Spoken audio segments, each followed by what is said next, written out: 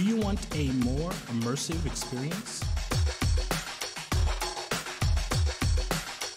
Thrustmaster T150 force feedback racing wheel. Official PS3 and PS4 licenses, and also PC compatible. Rubber coated wheel grips. 1080 degrees of rotation. Adjustable force feedback. Large metal sequential pad. Optimized ergonomic design. Mixed belt, pulley, and gears system.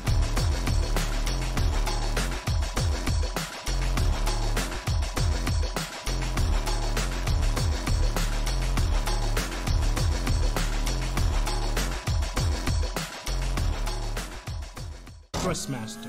Enter into the real driving world.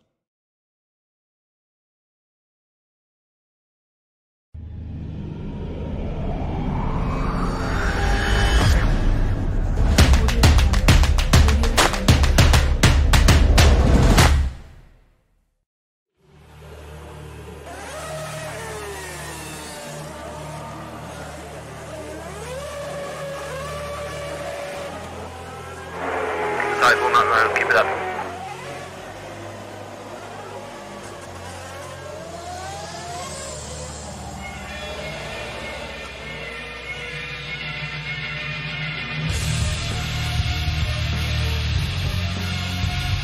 Whoa, great!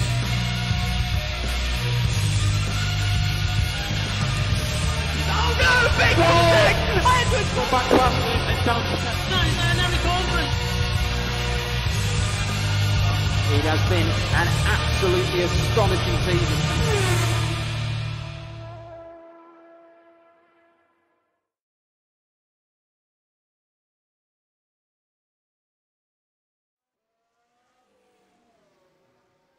Hello there, everybody, and welcome along to round 7 of 12 for the 2018 Formula SimRacing World Championship.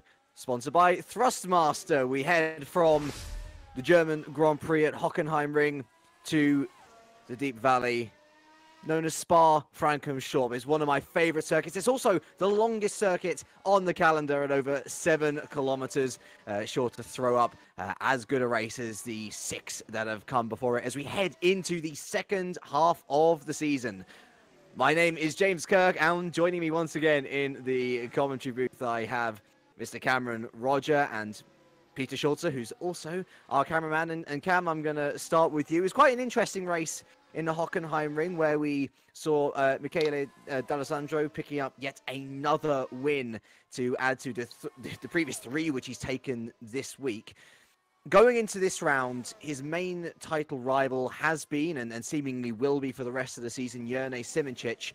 But the biggest story coming into this round is that Simoncic today has to serve a 15-place grid penalty. It's going to be very interesting to see how he overcomes this during the race. Yeah, so the Court of Appeal has upheld the penalty which Jernej got for the incident with Mu at the end of the Silverstone race. If you remember, the last lap was a very hectic one. And yeah, so Jernej has a 15-place grid penalty today. So looking at his current qualifying form, that probably means he's going to be P50 on the grid. But we will have to see how that goes. I mean, as we just seen here, I mean, Michele's getting the slipstream from one of the Musto boys. So obviously, they are trying to get as high up on the grid as possible, especially knowing that Jernej is going to be somewhere, you know, in the bottom third of the field.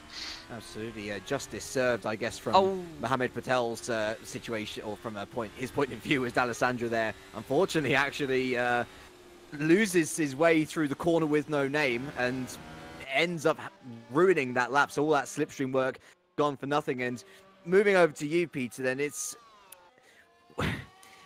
when this sort of thing happens, you can't be arrogant, you can't be cocky. We know that Simoncic has this 15-place grid penalty, but that does not mean that we can rule him out of a podium or a race win. And so even in qualifying here, we know D'Alessandro has made his mistake. By the way, we're in qualifying, 20 minutes to try and set the fastest lap you possibly can, of which you've got 4 flying laps, I think it is, to do so. D'Alessandro needs to be on it, even at this early stage, because if he doesn't capitalize on Simoncic's issues during this Grand Prix, then that's going to be a huge miss, and it may come to bite him back in the next 5 rounds following this one. Yeah, definitely, and we've seen in the other races today in the Pro and in the Ace race that the ACR car has very high top speed, so it essentially means that in the race, Yannick can get many positions and maybe even fighting for the top. We saw seen in Pro that Luca Di Emilio qualified in P1, but had a high wing setup and basically fall down to P8, basically only because of its high wing setup. Yeah, absolutely. And, well, let's talk a little bit more about the track then in question, because it's all fair and well saying what Yerne's got to overcome, but what track is he doing it on? Well, Spa, Francorchamps, there are so many overtaking possibilities on this circuit, and why not as well at 7 kilometers long? You're going to find plenty of, chance, and certainly at 44 laps long as well. The possibilities are endless, and we're going to take you on a lap round this circuit with Martin Gosby currently down in P13. He is just going to start. No, yeah, he's actually finishing, I think. Oh, is he finishing up? Never mind, I'm reading the time wrong. He's on a 1:39. Who is actually out on track then? Maybe, who's near the end of the circuit? Jos Araneda. He's coming to the end of the circuit.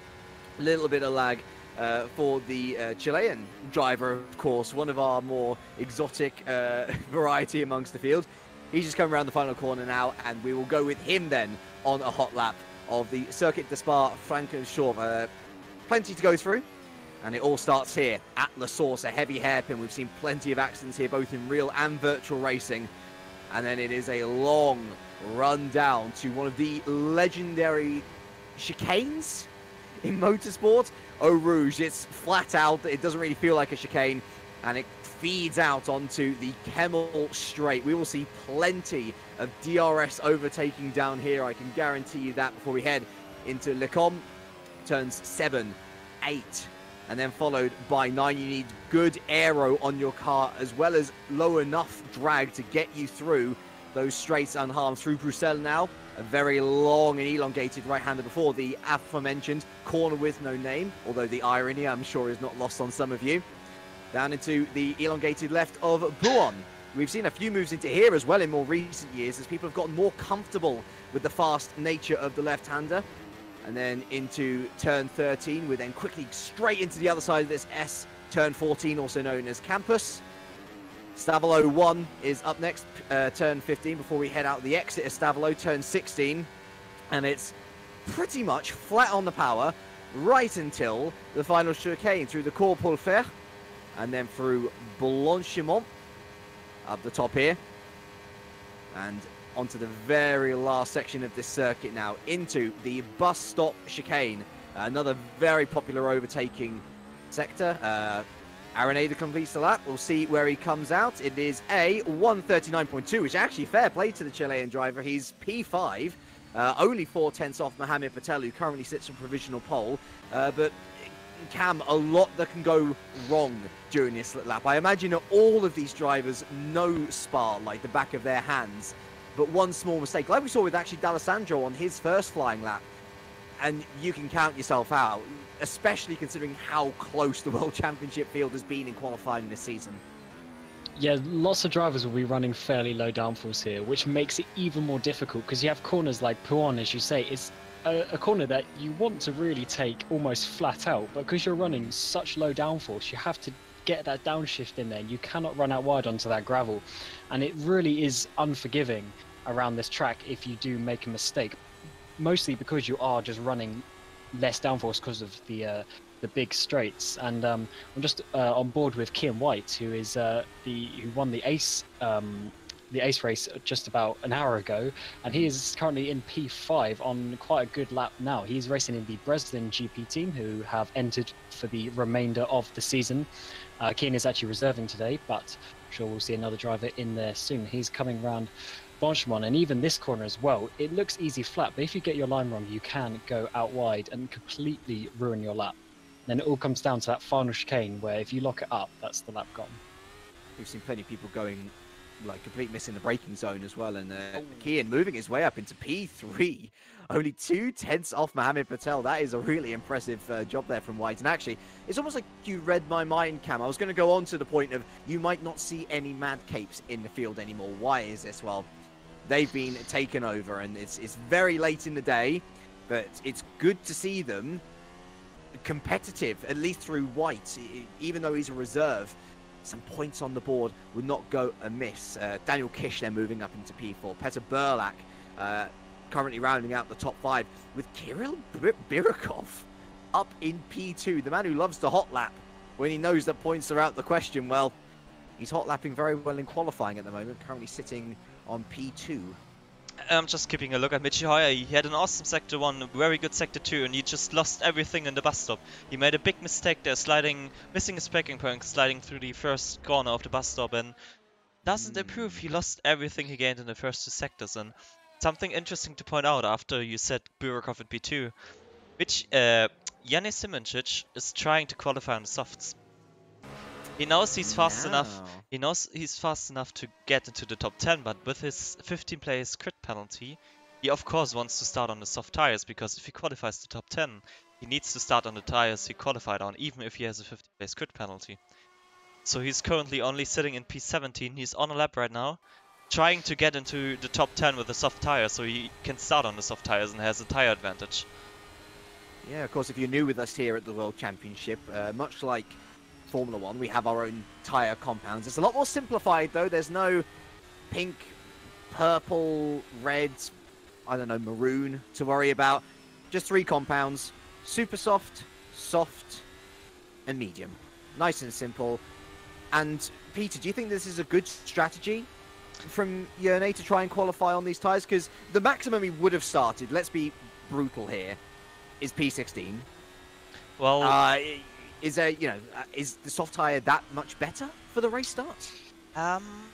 Yes, essentially yes, because if he is doing a super soft quali lap, he definitely is top 10. And as he goes into the wall, yeah, but essentially with a normal qualifying lap, he would be in the top 10 definitely.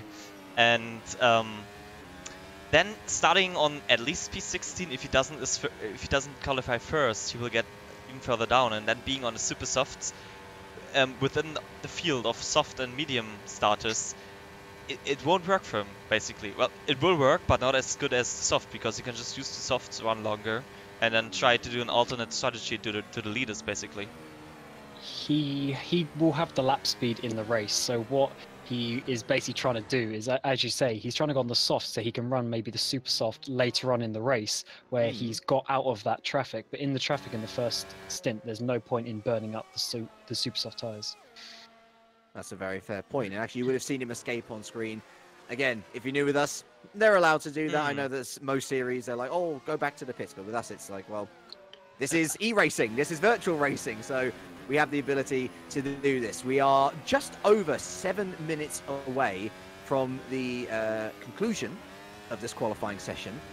And even still, even now, the grid seems very mixed up. Patel still remains on provisional pole ahead of Birikov, White, Kish, and Florian Becker, who's made his way into the top 5. And this is particularly interesting, to me at least, because in 2018, we've only seen 2 people dominate. We said it at the start of the show. Yerne Simoncic and Michele D'Alessandro. Simoncic has taken 4 poles to D'Alessandro's 2. D'Alessandro's taken 4 wins to Simoncic's 2. For Mohammed Patel, of course, reigning champion, he took a podium last time out in Hockenheim. What a great way to start his Sunday evening if he's to take pole position here. And I've just noticed something interesting. The Invictus guys are running quite high ring on this track compared to everyone else, and Josta Renata was going up a rouge and coming straight on his outlap, and Kirill Birikov was only like a few hundred meters behind them, but instead of giving slipstream like the other teammates are doing, he just didn't do it. Which is, especially with Invictus high ring setup, would have been very beneficial for Kirill. So that's something for the Invictus engineer or team manager to look at. they've only scored 1 point all season as well. They've got a car currently in P2 with just 5.5 minutes left of qualifying. Surely you, from a team manager's perspective, Cameron, would be screaming at them to say, listen, we might have a very good car here in Spa. Help each other out, for goodness sake. Well, it's risk and return, really, because, or risk and reward even, should I say, because when me and my teammate in Pro, Gerloff, we were practicing this slipstreaming, and we found it actually put us off because you're focusing so much on, oh, where is he? Is he too far ahead? Am I going to get the slipstream, all that? And then you turn up to Lacombe like 10 kph quicker, and you miss your braking zone and all that. We actually found it didn't actually help us, but if you practice it, for sure, it's definitely worth it, and it is something that you should look into. I'm actually curious if Arenado's already given slipstream to Birikov, because that is a suspiciously good time in the context of the session. I don't think so. I saw Birikov's sector 1 time, and it wasn't too fast, really. I need to check again, but I don't think there was any slipstream involved. No, I don't think so. His sector 1 was only a 30.2. As Well, Martin Gosby goes into P2 with this last lap. Yeah, P2 no longer. That is an excellent lap from Gosby, who really actually, they're down to P3 as Michele D'Alessandro puts in his best effort of the session.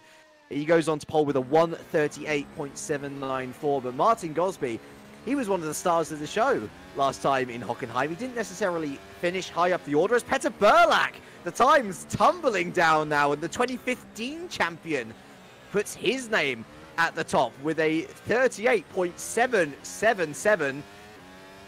Well, I'm not a gambling man, but that generally means good things.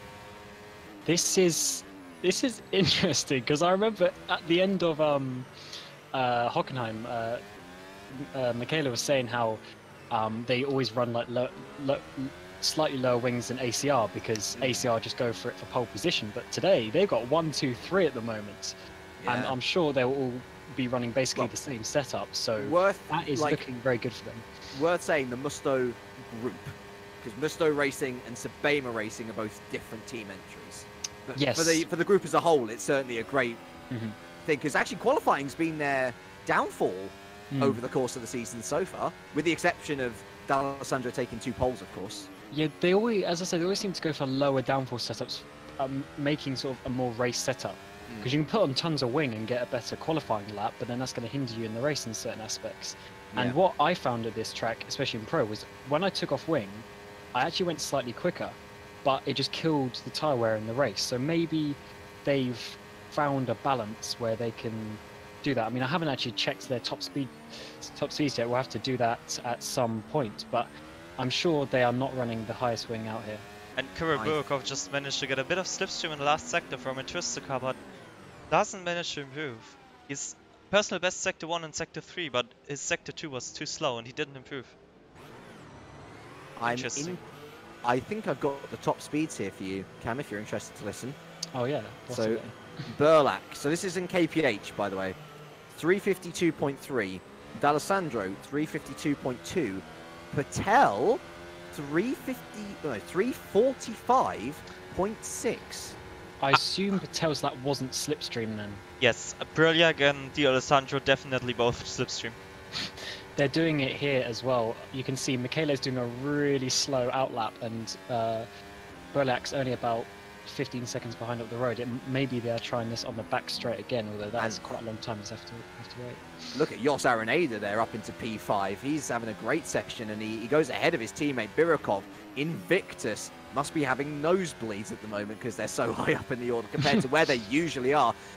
Minute and a half left, by the way. We need to check on who needs to improve. ACR Zach Speed. Calling ACR Zach Speed. Where are you? Michi Hoyer and Jerne Simicic, 18th and 19th. Jerne is not going out. He has abandoned qualifying. He will start last. He's dead last, apart from the people in the pit lane, of course. Yes, there's, I think, is there 3 people starting Actually, in the pit lane, so Paresis is going to start last as well, because he's got a 15th place and he's not set a qualifying lap at all. Oh yeah, that's true. But Michi Hoyer, he's not someone who we're expecting to start last. As who's that with an improvement? It was Daniel Kish there who moves up into P5. But for Michi Hoyer, it is crunch time. We're not expecting ACR, or we're not expecting Mitchie necessarily to be sharp end of pace when it comes to qualifying, but at least top 5, surely, especially when his teammate's so far down. The problem here is, though, I said earlier, ACR has very low wing setup, very high top speed, and Invictus has very high wing setup and very low top speed. And what we saw in the earlier races, the people who has high top speed and low wings are bad in qualifying, and the people who have high wings and are low on top speed are good in qualifying. So this reflects everything we said earlier. Invictus, high wings, good qualifying pace. Mitchie and ACR, low wings, bad qualifying pace. I wouldn't be surprised if that was the case, to be honest. As I said, you can get quite a lot of time in the middle sector with those higher wings, but it doesn't quite work out in the race. So let's hope for them that this works out. I'm just looking at Mitchie. He's hitting 352, 353 without slipstream on the camel straight. It's higher than anyone else on the track. Oh, tell you what, his first sector was mighty, actually. I'm looking at the first sectors here because the clock has hit 0. Burlak with a 29.9. D'Alessandro with a 29.9. Hoyer with a 29.55 in that first sector. D'Alessandro improves in the second sector. Probably worth going to him now as he comes around Blanchimont. He's pretty much matched by Petter Burlak in that second sector. Hundreds between the two drivers on this final attempt at a qualifying lap. D'Alessandro coming around the final corner now. Is he going to improve from that 138.794? Yes, he is. He takes provisional pole by 6 thousandths of a second, and Burlak pits. Burlak doesn't feel he's going to improve. And so now, where is Mitchie Hoyer? That's a 42.532. He has dropped it massively in that final sector. But it's a personal best. It's a personal best sector too. That's the low wings you see there. It's still a kind of a good lap for a low wing setup there. Let's see, where is he going to end up? Oh no! Kirill P5. Burkov went over the lap timer. He's got disqualified. He's last. Are you serious? Yes. No. Oh, that's a rookie error and a dramatic way to end our qualifying session, which sees Michele D'Alessandro picking up his 3rd pole position of the season ahead of the two Musto boys, Petter Burlak and Mohamed Patel. Martin Gosby with another great qualifying effort in P4, and Mitchie Hoyer saving it for ACR Zach Speed in the dying seconds. He picks up P5 with White, Kish, Araneda, Becker, and Mashuli rounding out the top 10. The back row of the grid is going to be a very unfamiliar sight to those of you who are experienced or experienced viewers of FSR. Parisis and Simoncic. Not on the back row of the grid just, though, because Burakov got disqualified, which, I mean, I don't know about you two, but when you are in the top 10 comfortably, looking to score rare points for your team, that's almost unforgivable. Yeah, that has really ruined his chances for this race, unfortunately, because, yeah, that is going to be him starting from the very back of the grid. And, yeah, it's just in Formula Sim Racing, we have a 12-lap limit, and he went into his 13th lap. So that is game over for him, unfortunately. I mean, at this point, Peter, is it even worth starting on the grid? We've got a couple of pit lane starters in the form of new Edge Esports driver Jarl Tyen and the returning Gianfranco Giglioli. Given that Spa is a little bit touch and go with La Source on lap 1, is there any reason to start on the grid now? Yes, well, for Kirill there is because with his high wing setup, he won't have any chance to catch up to the guys in front. Because that's what we've seen in the races earlier today. But if you have a high wing setup, your general direction in the race is backwards. So yeah, that's a bit unfortunate for Invictus there.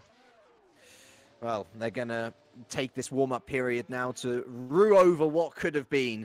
And I'm sure you guys will be thinking about it and debating it as well. We'll be back after this short advertisement break. We'll see you in a little bit. Hey, man, I got that new TMX Thrustmaster wheel. It's going down. Xbox One? I can't wait to play when I get home. You'll let me play? Yeah, after I play first. No. You know, I'll race it for it. So I have to hand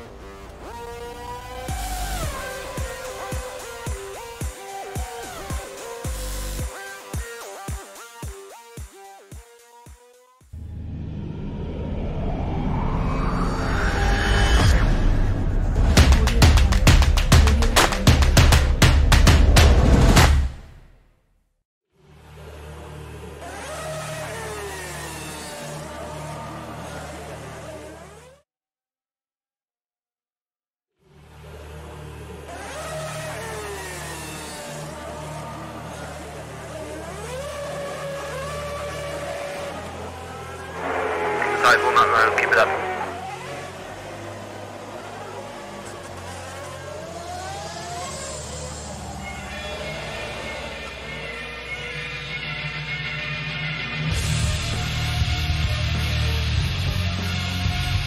Whoa, great!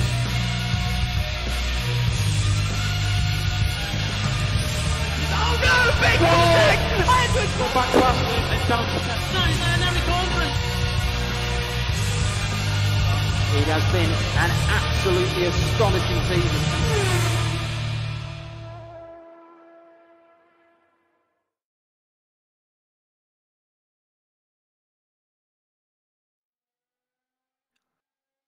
Welcome back, everybody, to the 2018 World Championship Belgian Grand Prix here at Formula Sim Racing, sponsored by Thrustmaster. We've got plenty to look forward to. 44 laps of high-octane action, if you wanted to get a little bit more specific. And I'm joined by Peter Schulze. Our good friend Cameron Rodger is just focusing in on the race start, making sure that nobody is a naughty boy. And well, speaking of the boys, Peter, I think it's time to take a little look at the standings going into this round. So let's take a look at the drivers first. And for Michele D'Alessandro, really important for him here. Jurnej Simoncic starting right at the back of the grid.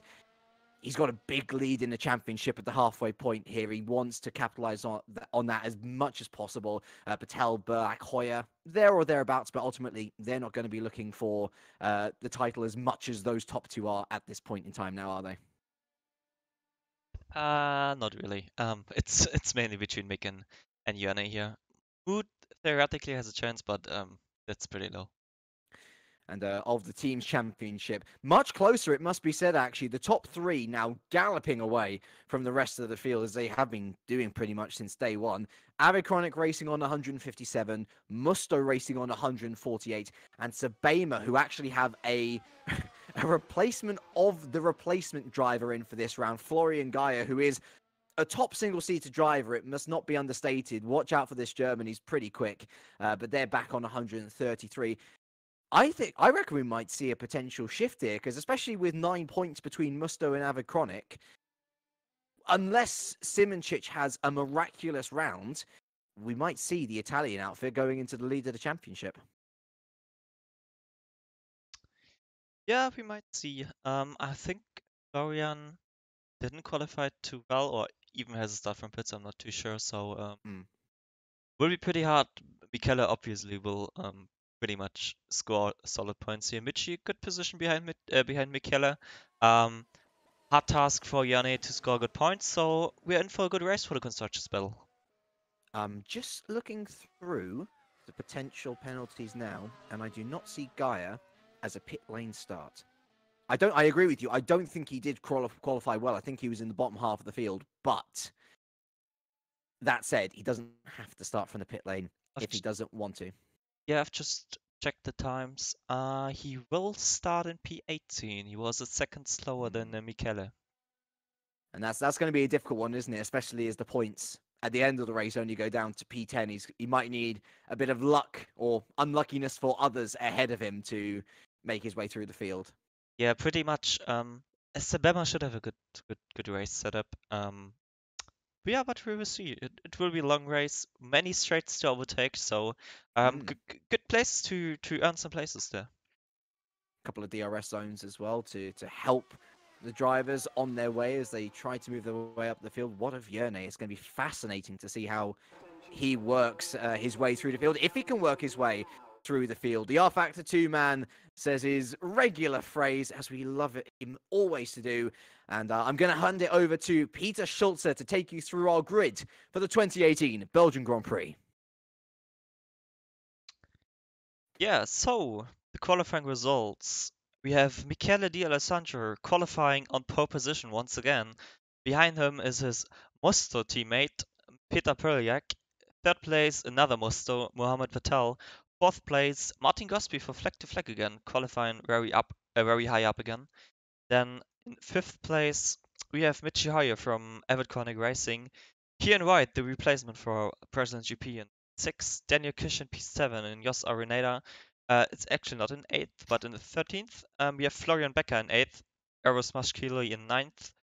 Felix van Delft is in P10. Giordano Variano is in P11. Then 13th is P12 is Villa Lepala, P13 is Jos Arenada, Manuel Biancalilla is in P14, Santa Callas in P15, Sergi Harris qualified 16th. Behind them are Germano Zappala and Florian Geyer in 17th and 18th.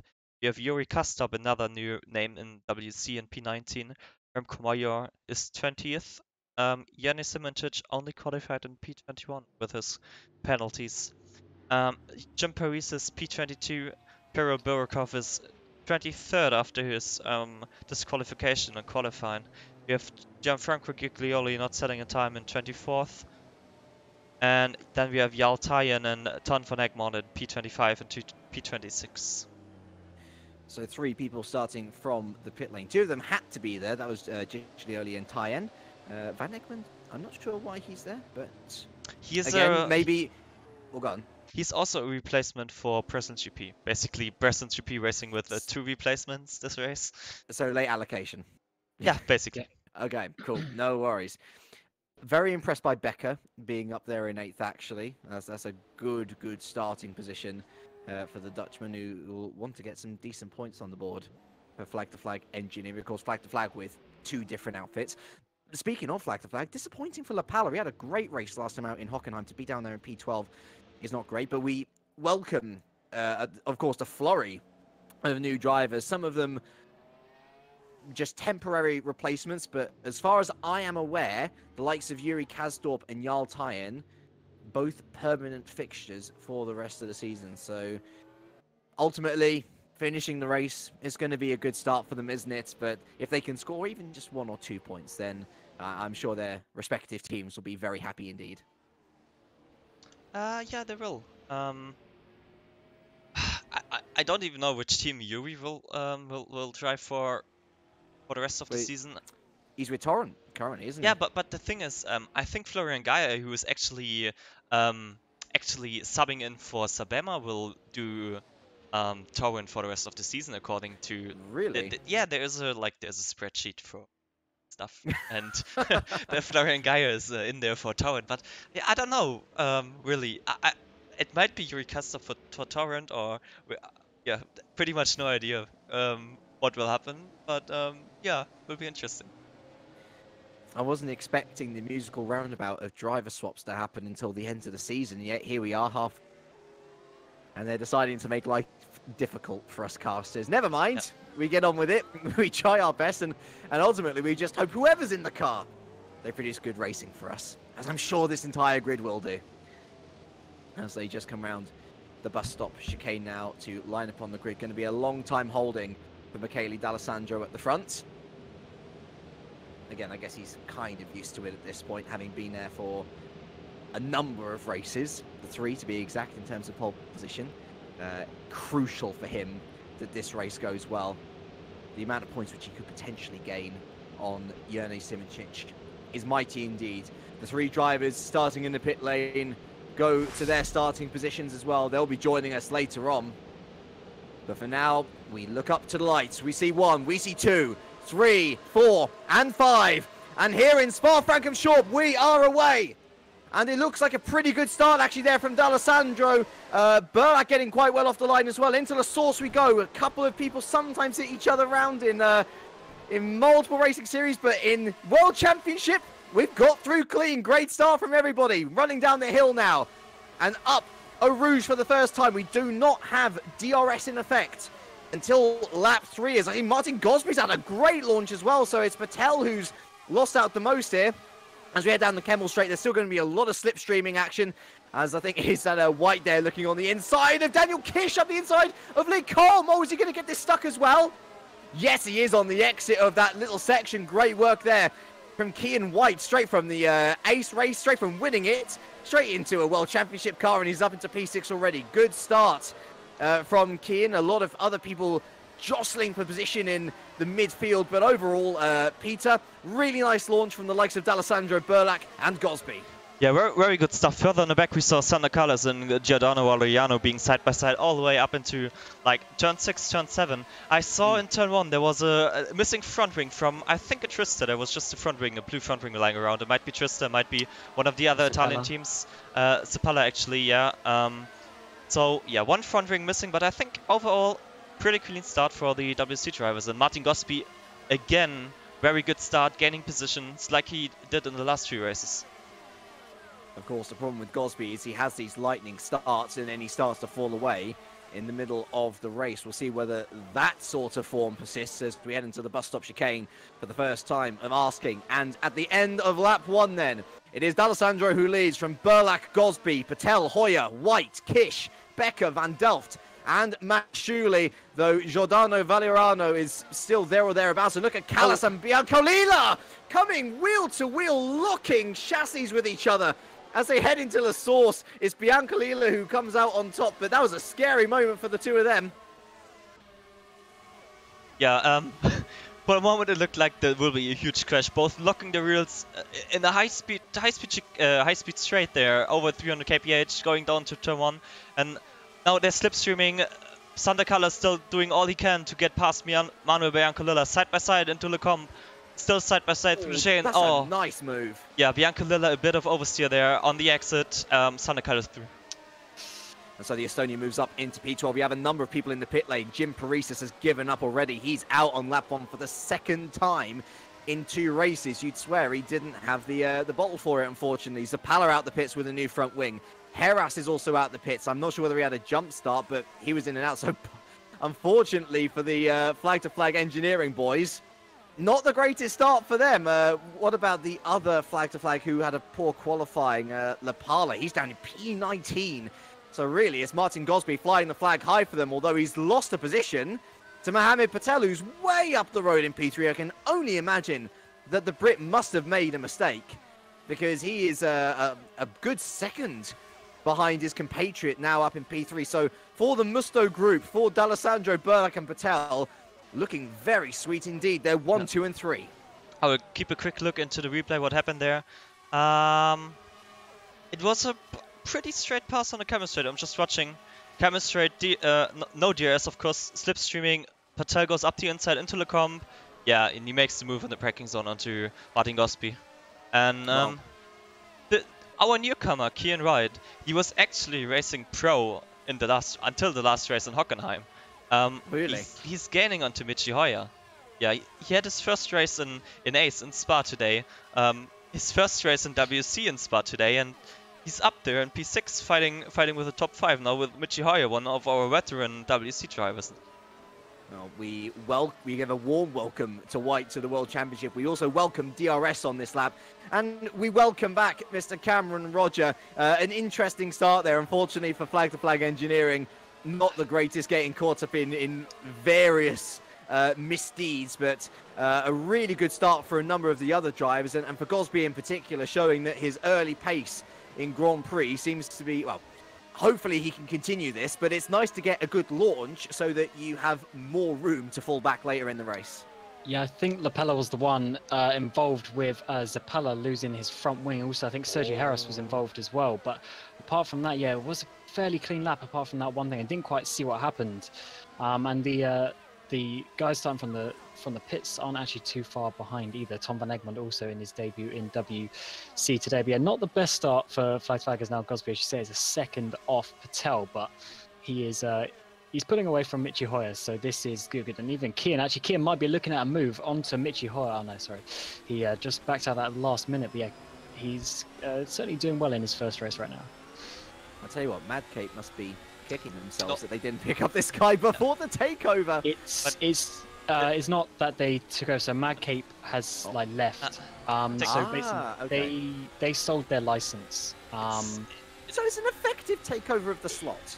Of the slot, yeah, but it's a new team, different people, different management, everything. They're just using that space effectively. Take a look at Kian now. Michi Hoyer should be out of the DRS window of Martin Gosby. Yeah, Michi has no DRS. Kian will have DRS now. He's gaining. Michi has very high top speed, as we said in qualifying. And now look at this. Kian cannot make the move. You could see how Michi was gaining out of turn 1. he made a big enough gap to Kian White to not get attacked under DRS. That's the strength of the low wing setups of the ACR cars right here. I apologise if some of you out there heard noises that a man normally shouldn't make, but I was looking at Kish and Becker going side by side into Le Com, and Becker tried a very ambitious move around the outside, did not work. He went over the curbing, and so Danny Kish survives from now. But I am so impressed by White, less so by Hoyer. I mean, we've talked for the past couple of races now about how ACR seems to have a very qualifying base setup, but not a great race setup, and it's kind of being proven here once again. All of that top speed for naught as he's outside the DRS zone of Martin Gosby. Yeah, that's the problem though. If you go with a very low wing setup, like high top speed and stuff, you're not fast enough in the middle sector and the technical bit to keep up with the cars in front of you. And well, looking down at his teammate as well, better news if you're a Simoncic fan. He's up to P14 already, so he has made a very nice move. And remember, he's starting on the soft compound tire, so he's going to be running a much longer first stint than most of the front runners, although he's actually coming up to a couple of people who are sharing his strategy now, Biancalila and Kalash ahead of him. And now take a look at Kian White again. Michi is making a massive gap out of turn 1, and Kian will get DRS now. He has Daniel Kish right up behind him, also with DRS. There's a big gap now. I don't see the possibility of Kian getting past Michi with his massive acceleration and top speed before the DRS now. But at the same time, as all Biancalila goes past Kalash down in P12 and P13, that's an important battle to look out for, as I say, since Simoncic is involved. But Cam, at the same time, the Source is a cruel mistress. If you nail it, then you're going to have the best possible defense going even down the Kemmel Straight. You can potentially lose a DRS zone if you're lucky. You get it wrong, though, and it affects you in completely the opposite way. Yeah, it's a very important corner. You need to get the exit out of it, because it's such like a tight, awkward downhill corner. The car's like sort of moving all over the place.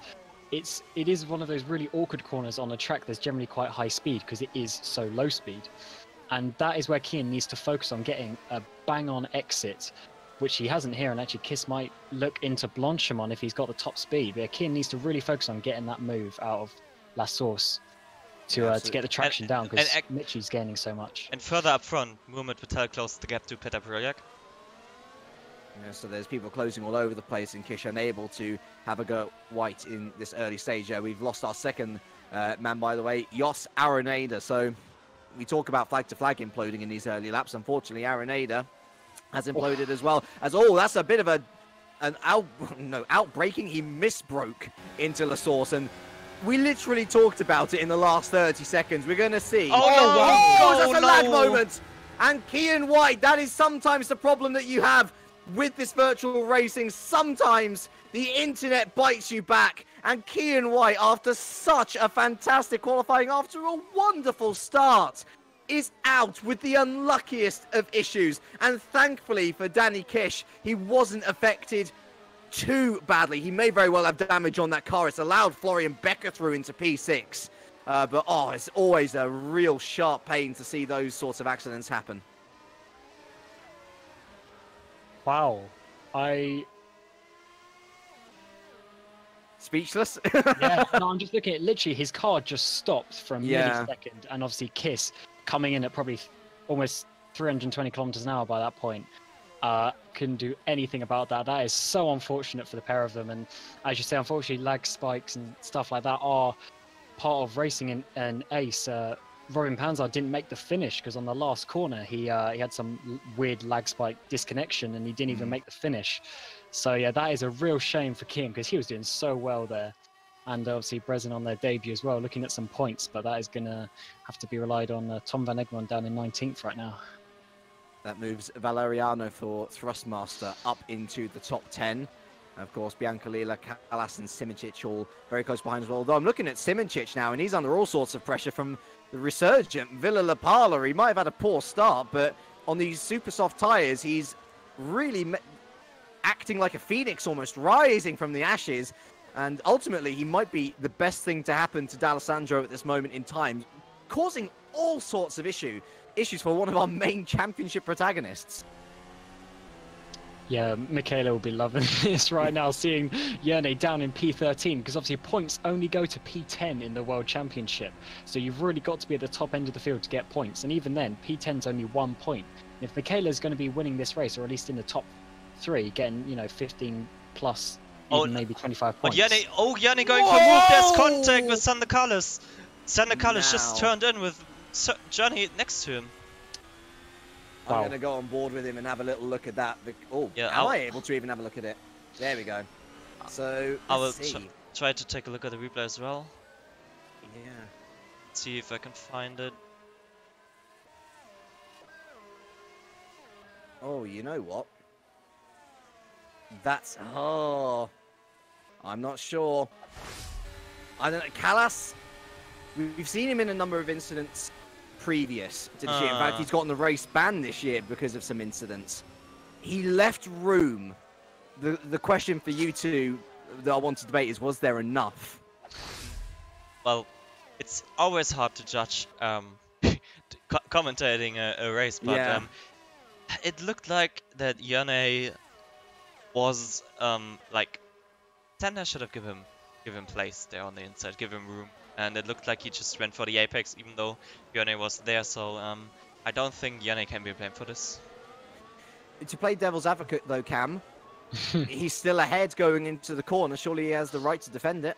Yeah, there's multiple things that I mean, Pepe and myself are stewards, so there's most things that we look at. And one thing is obviously like basically at turning point is the car alongside you, and if it is, then you need to leave them room. But obviously if the person, like I didn't see the speed, but if Simoncic is coming in like 20 kph higher, then that also dictates the fault. But in that one it did look more like Callas trying to go for, or trying to make the gap far too small. Further at the back we have Yuri Kastop in the S1 of Florian Geyer, and Yuri is very low on top speed. What happened with Ton? I just saw him parked on the side. Oh wow, he did a Kevin Magnussen in 2016. Oh, he lost it coming through the dirty air behind maybe Yuri Kasdorp, one of the Torrent cars, and hit the wall. Big crash on the right-hand side, and that is game over for Ton. So not the best debut for Breslin, unfortunately. They are both out of the race on lap 8. And I'll tell you what, both Invictuses are out of the race as well. So from both teams looking for such needed points in this team championship, both cars now out here at Spa-Francorchamps.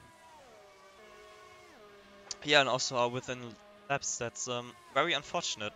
Yeah. Ton was following Yuri there, what I was just commenting. What I wanted to say is, Yuri seemed to have very low top speed. He was within the DS of Florian Geyer, within the slipstream even, and his top speed was very low, like below 320. Yes. I just seen him out coming out Blanchimont, and he's barely getting to 310. I remember in my race earlier, I was getting well over 320. So he's definitely running some higher wing setup, maybe not being so confident on the lower wings, because that is another thing as well. If you go really low wings, the car isn't feeling like a Formula 1 car in some respects, because it's so understeering, not wanting to go around corners, and you can't push it. So maybe some drivers didn't like the feel of that.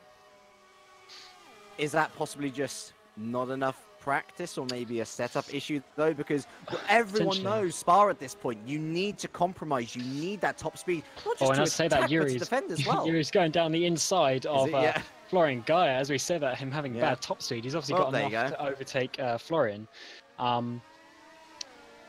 Sorry, it might very well have been actually Major ahead, giving a bit of DRS zone to Geyer, and so now without that, it's allowed Kasdorp to pass. Yeah, this is actually an interesting driver situation as well, because as far as I know, Geyer is going to be a Torrent driver from the next race. But well, we were talking about this while you were focusing in, Yeah, but I think Kasdorp is only replacing today, which, that's what you're saying, yeah. So you say it might be a lack of practice. It might be, because I'm pretty sure Kasdorp is only a reserve for today, and I think Geyer is going in that seat, but Geyer has managed to get himself a reserve seat in Sabema for this race. So that is very confusing. How that driver situation is working, but I mean, it could be, but maybe it's just not being used to the car as well. To be honest, it's not that surprising if you know some more of the background stuff. Oh, Yao Taiyan has Yeah. engine smoke. He's running too low of a radiator there. That is not good on yeah, lap 8. he won't finish the race with this. To come back to my... Oh, he's slowing down as well. Is this going to Is be his both engine- edge cars out again? It might be his engine blowing already. To come back, it's not surprising seeing Florian Geyer and Sabema, knowing that in GPVWC, where Florian Geyer is running in a specific team there, and Michele Di Alessandro is hired to help them out. So it's not surprising that Florian Geyer is entering FSR and being the teammate of Michele Di Alessandro. Yeah, that's just the backstories in politics and can happen in sim But, racing with who owns what driver. Coming back to Yao Taiyan, he is very, very slow. He's probably either running too high radiator, or maybe he used the quali boost earlier on and it's worn his engine heavily to a point where he's losing power. But yeah, he is going very slow. That engine is not going to last more than a few laps, I wouldn't say. He's smoking so much, he might as well be on the set of The Godfather at this rate. It's ridiculous how much that's smoking. I mean, how much pace is he? He's lost 6 seconds to Kasdorp and Geyer ahead, of which he was well in that battle. Oh, this is it. He's gone. pulling on. It's gone. No, I think he's trying to... I mean, It might be in lifting. Yeah, he's slowing down. He's using lower lower refs to cool the engine We've missed down. the lead changing, by the way. Oh, Peter did you? Burlak's in the lead. Yeah, Peter Burlak's in the lead. I Okay, knew that we were missing lots. And also, Bianca Lila's into the top 10. Jerne Simoncic is behind him in 11. So maybe we should stop. I love looking at lower people. And I like looking at... Is he gone? Time's gone. Yeah. So that's Edge Esports, Invictus, Okay, and Brazilian out already. That's ridiculous. But yeah, Peter Burlak, how did he overtake Alessandro? let's take a look at the replay. What happened there? Peter and... It was chemistry, DRS, Peter Burlak really far, really close, I should say. Yeah, that's a pretty straight-on pass on the chemistry, and to be honest, I wouldn't be surprised if this is just the internal thing saying, yeah, Petter, get ahead. I need to save fuel now. Well, Petter's been within DRS range since the beginning of the race, pretty much. So it's it's not a surprise that he's overtaken him, whether you're looking at it politically or on track or whatever. Behind them, Kish and Becker have changed positions once again, so Kish now back up into P6. Fair play to Becker, actually. This is one of the better races which I've seen him have there in P7. Of course, Van Delft, Valeriano, and Bianca Lila rounding out the top 10. And Simoncic, well, we were talking about him having a bit of a miracle this race to try and score points. Only one away now, and of course, he's on that alternative strategy. He will come, he's going to come good at the end. He's going to be on the super soft near the end when people are on the soft tyres. So that is really going to be good. And as we saw in Ace, that can have lap time advantages of up to 2 seconds a lap when people are on older soft tyres. So that is basically what he's waiting out for. The people in front of him, Bianca Lilla is on the soft, and apart from that, Felix is on the soft as well. So there's only 2 people ahead of him on the soft. So he's looking good right now. Bianca Lilla is also gaining on Valeriano right now. He's very close.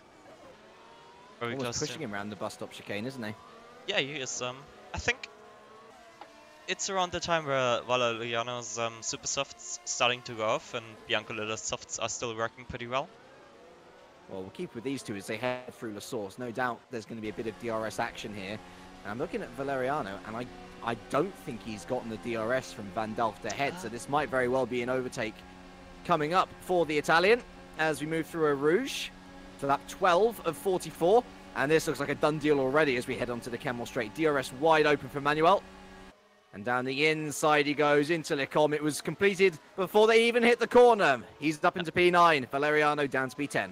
And just behind him, Jerne Simoncic, P11 now, nearly into the points, starting from, well, basically the back of the grid there. Looking good so far for Jerne.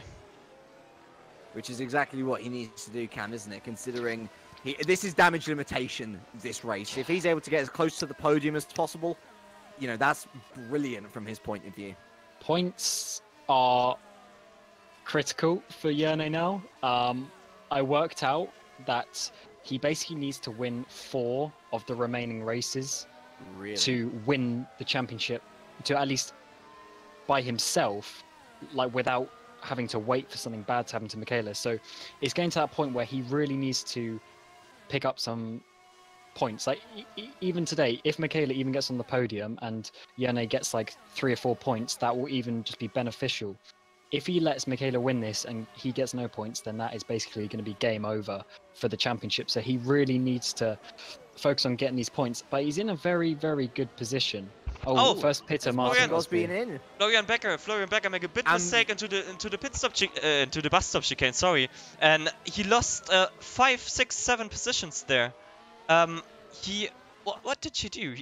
He made a big outbroke himself. But this is also the lap which he's pitting on. So he had to wait, literally on the inside, or the outside, I should say, of the final corner. No, he didn't pit. He just went through the pit lane. No, he's pitting. What? Becker's pitting. Yeah, but he's out of the pits already.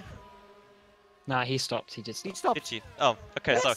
Anyways, let's take a look at the let's take a look at the replay. So Martin Gosby is just overtaking Sander Callas. He's just taken his pit stop, and he was the first front runner, and he is now on the softs up into P12 ahead of Sander Callas. Oh yeah, I mistaken Martin Gosby for Florian Becker.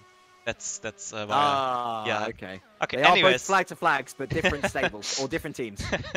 Anyways, let's take a look at the replay of Florian missing his braking point there.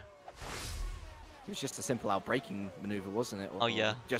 I keep on saying outbraking. He missed his braking zone. Outbraking is when you're trying to overtake James. Get it into your noggin. But either way, that's a shame for Becker, because I was saying that looked like a really good race for him. And he's kind of undone it all in that one moment of madness. Yeah, he did. But crucial now for Gosby is to make these soft tyres work. I imagine we're probably going to have a 2-3 stop race, maybe. If we're seeing maybe 2 soft runs and 1 super soft. For Martin Gosby, is this an attempt at the undercut to try and gain as much time as possible? Does he know, as Michi Hoyer comes into the pits also, that he might very well find himself falling down the order? Valeriano and Ville Lepala are both pitting as well. Yanni is now up into P7. Yeah, so is this a good strategy for Gosby to try and make the damage limitation as good as possible, sort of, give himself as much of a buffer in these early stages so that he's got a little bit more time to play with later on? Well, he's got some nice room right now, so I think this could work out quite well on the soft tyres. It depends what pace that the leaders keep going, I guess. I mean, they've dropped into 46s, so maybe this could work out quite well for Martin, despite pitting early like normal. Well, I tell you what, Lepala could not have come out in a worse place. Literally directly behind Giglioli and Valeriano. He pitted at the same time as Giordano. He's straight through on Giglioli, though. So he's now back to normal. And, well, we were talking about this. Was it a planned move between Petter and D'Alessandro? Since getting past D'Alessandro, Petter Burlak's now opened up that gap to over 2 seconds. That doesn't seem like the actions of a man who's too interested in bowing down to D'Alessandro at the moment. That's very interesting. Seeing that the Mosto guys like Petter Prelyak, but Petter are always giving slipstream help in the qualifying to make is pitting right now. As is Petter. Petter as well, yeah. It's interesting to see that Muhammad Patel as well. This is going to be tight between the 2 Musto boys. No, actually, in FSR we don't have shared pit boxes between the teammates. Ah, there you go. That's where I'm clearly missing the information. Danny Kish is also in, which allows, of all men, Manuel Biancalila to go through and lead the race on his soft compound tyres, of course. Van Delft also goes through, so it's a Twister 1-2. What a throwback in history this is. And Petter Burlak then comes out into P3 just ahead of Jerne Simoncic. That could not have worked out any worse for Jerne. Prelyak will make a move on Felix van Dijf pretty much now. Yeah, And Jerne. It goes Jerne on the grass he goes. That's incredibly tight between the two. And is Jerne going to overtake the 2 of them? Oh, it's so close through Lecombe. Burlak trying to hold his position. Jerne still going side by side, but on the exit, it is Petter who comes out supreme. That was a great bit of defensive driving from the Croatian. There was a tiny bit of caution there by Yone. I don't know if he was thinking about what's happened in the previous races with some contact and whatnot, but yeah, he was obviously trying to fight that very hard, and that was really his one opportunity. So Petter's going to be gone now on new tyres, but at least Yone is. You can see how much he has tried. He is doing everything he can to try and get this, and now Michaela is going to come up in a couple of laps time, I'm sure. For Yone, until the end of the race, what are we thinking? Should he stick to a two-stop strategy like we're expecting from the other guys, so soft, soft, super soft? Or do you think he might want to try and extend these soft tyres to maybe go for a one-stop? Is it even possible? Oh, I mean, if he chooses the mediums, maybe. Yeah. But the mediums are slow. Yeah. Which is why I kind of dismissed them. Yeah, I'm not sure if it's worth it. I mean, we saw some people doing it. Wait, who is that? Michaela's going into the pit lane. Oh no, he sped must into have the pit sped in lane. the pit lane. Oh wow, this is Oh. big. This is big game-changing stuff, because this basically gives Yone back the pit stop that he has lost to the leaders. So this could be very interesting when Yone makes his pit stop in probably up to 5 laps time. So Michaela, yeah, unfortunately for him, it seems like he has sped in the pit lane. He's got a drive-through by the game, and he is now out in P11. Oh, this is really interesting. As Vettel makes the move onto Mashkuli down the camera straight. This plays into the hands of Yone. Yeah, that is pretty much the first mistake Michaela has made all season. It's such an easy one to do, though, at the same time. You might think that it's a rookie error to speed in the pit lane, but genuinely, when you're racing, when you're looking to brake for the pits, for the pit lane line, sometimes you lock up, sometimes you just miss it. And for D'Alessandro, it's not all over, because he's actually straight back through into P10 after getting past Callas. Well, getting past Callas, this was pretty much Callas opening a big gap and slowing down to let Michele through there. It was a pretty interesting thing to see, that Sanders basically parking up to the side to let Michele through. Well, let's rephrase then. It's not actually, terrible. As Berlak, going on the inside of Bianca Lila. This is for the, not even like net lead. This is for the actual lead of the race. So Berlak going back through into P1. But for D'Alessandro, it's not all over. He's now still in P10 as Bianca Lila finally comes into the pit. So that's interesting. A soft runner coming in now. That might give us, as Simoncic is in as well. Yeah, so the soft tyre's not going any further than the others, really. Depends on how you manage the tires really, but I take that back. I think Sander Callas might have an issue there, because there's a big gap to Michele right now, and even Giordano Valeriano already caught up to him. So this might have been more of an issue for Sanders than letting Dynamic through there. So Yone is going to be probably P10. 5 seconds behind Michaela now. Yeah, after starting from the back and Michaela on pole. This and Yone's on the super softs as this has given Yone a very, very good opportunity. Oh man, Bianco Lilla completely off the track trying to overtake Valeriano there through a Rouge. And Simoncic is coming through as well. Simoncic has so much top speed. He closed his DRS halfway down the straight, and he still had so much top speed. I thought he was going to side through the pair of them, to be honest. That is the super softs, though. He's using the grip while it's there. Now that the first pit stop phase is well and truly over, though, let's go through the top 10 as it stands. So leading by 5.3 seconds is now Petter Berlak. It's a Musto 1-2 as well, since Mohamed Patel is P2. Martin Gosby, because of D'Alessandro's drive-through penalty, is in P3, about a second or so ahead of Michi Hoyer. Although I think, is there a server issue, guys? Not for me. Was that just me? Yeah, it might be just you. It was just me. Never mind. So Gosby P3, Hoyer 4th, followed by Kish D'Alessandro, Callas Valeriano, Simoncic and Bianca Lila rounding out the top 10. What an interesting twist to the race, though. Yeah, we can hear a bit the issues you have, James, right now. Gianno Valeriano is closing up to Sander Callas, while Simoncic taking a look on the inside of Valeriano as well. There's a bit of a train there. Bianca Lilla behind them, Billy Lepala behind them as well. The next straight will be very interesting, because Gianni Simoncic... Oh, Gianni, is he making the move on Valeriano on the inside, turn 1? Yes, he is. Diving up the inside of Valeriano, accelerating is ahead of Valeriano. Now he will make a move at Santa Calazan. Now Biancolilla and Valeriano side by side going into a Rouge. Will this work? Oh, no. Biancolilla doing the smart one. You barely see anyone go side by side through a Rouge. I think fair play to the drivers for not, as that Simčić going past Callas as well. He's scything his way through the traffic at this point, up to P7 now, as it's 3 wide behind him into Lecombe. And I can't believe they didn't come into contact. Valeriano off the track, and there is contact on exit. Biancolilla goes through. He's also on the Super Softs mine, so he should be ahead of this lot. But Valeriano now P9, and Callas down to P10, although he's got Villa Lapala all over the back of him, alongside Van Delft trying to get back, and Florian Becker trying to recover positions as well, all kicking off as they battle away for the final points.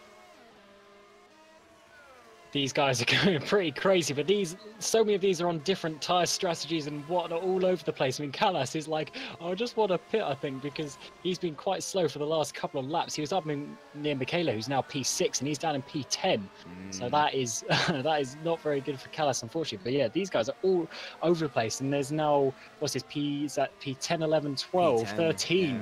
All so close together, going to be slipstreaming up through Blanchemont.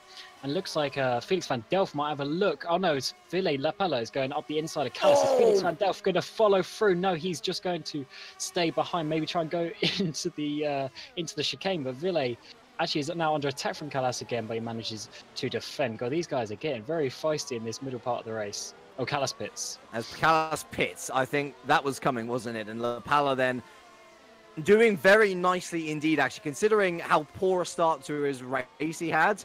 To be up in the points must be a bit of a prideful moment. He's been able to recover back to that much, although he's got to be careful because Van Delft behind him on the super soft tyres is sure to be keeping him close company. Florian Becker as well, after the mistake he made earlier in the race.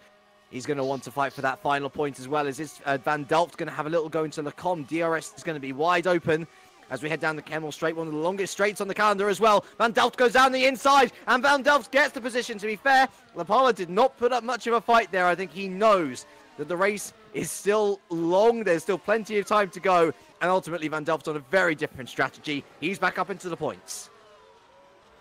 Yeah, unfortunately, Ville couldn't do much about that. I think Felix just turned his mixtures up because he was sort of closing very slowly. Then he just suddenly gained at the end. So he obviously decided he was going to go for the overtake. And yeah, that is Felix up into the points. And Ville is still doing pretty well to be in P11, considering I think he was P22 after the first lap, if I remember rightly, getting caught up in that first bit. But he's now being caught by his sister teammate Florian Becker, who is behind in P12, having made that issue at the final corner. Yeah, Felix is checked out. I like to call them stablemates. Not teammates, but stablemates. They're part of the same organization, just different teams working for their own team. That's what I'm trying to get at. Goodness me, I'm losing my words. Cam, because do you want to know what the fastest lap of the race is? It's just been set. 1:44.4 by Jerne Simčić. That lap was 5/10 faster than anyone else's best effort. Yeah, he's on these super soft tyres. He needs to make up this gap. He is now clear air to Michele D'Alessandro, who is about, 4 or 5 seconds up the road now. Yeah, 5 seconds, yeah. But Michele is only 0.2 slower on his soft tyres in the last lap, though. Well, what is really helping him is the man ahead, Danny Kish. He's been remaining within a second of the Hungarian for the past couple of laps, and by utilizing that DRS, he's been able to eat back a lot of what Jerne is gaining on him through those DRS straights. That's true. Michele did his personal best last lap as well, with a 44.79. So, yeah, crunch time for Michele. Jerne needs to get the gap to Michele as well. Will be interesting to see in the rest of the race what the tire strategy will be like between Michele and Jerne. I think they're both going to go to super softs at the end. Have a feeling. So we think it's going to be a 3-stop, maybe? No, I think 2-stop. Oh, right. So you think that the... Yeah, I mean, I think they've both got one more stop to do. Well, consider how little further the soft tyre went in comparison to the super softs. At least in that first stint, it was something like 16, 17 laps to 12 laps for the super softs. That doesn't suggest to me that the softs are going to last until the end of the race, unless we go on to the little mentioned medium tyres. No, I think actually maybe. Well, Michaela's got. No, because Michaela goes to soft. I'm not quite sure. I think they're both going to go to the same tyre, though. I think they're either both going to go to soft or super soft. I mean, Yone's probably going to try do the super soft, which maybe is why he's not that much quicker, because he's trying just to use the grip slowly rather than just go a second a lap quicker and destroy them. And something to look at front. Oh, actually, two things to look at front. Richie Hoyer is gaining on Martin Godspeed, is within his DS win now, and second of all, Michele is within the DS win of Daniel Kish, but is not using the DS.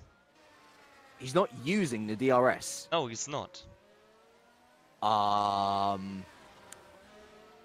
At least not on the on the camera straight in this lap. I was looking at him. He used it last lap. I was looking at him thinking he might do an overtake on Danny Kish, but then he had his DRS closed. How bizarre. Well, we do need to go and look for this battle for P3, because for both of these drivers, it's a bit of a statement to get on the podium now. Martin Gosby, of course, looking to make his way onto the podium for the first time this year, and Michi Hoyer trying to say, hey, you know, I'm still looking to be a strong contender in this championship battle. The two Musto boys have checked out, and Burlak actually further extending his gap to 6.7 seconds now. Is it crucial for Michi Hoyer to overtake Gosby to try and have a crack at these two up front, or do we even think that the pace is there to challenge, because he's not shown anything in the first half of this race, certainly as we're actually on lap 22 of 44 now?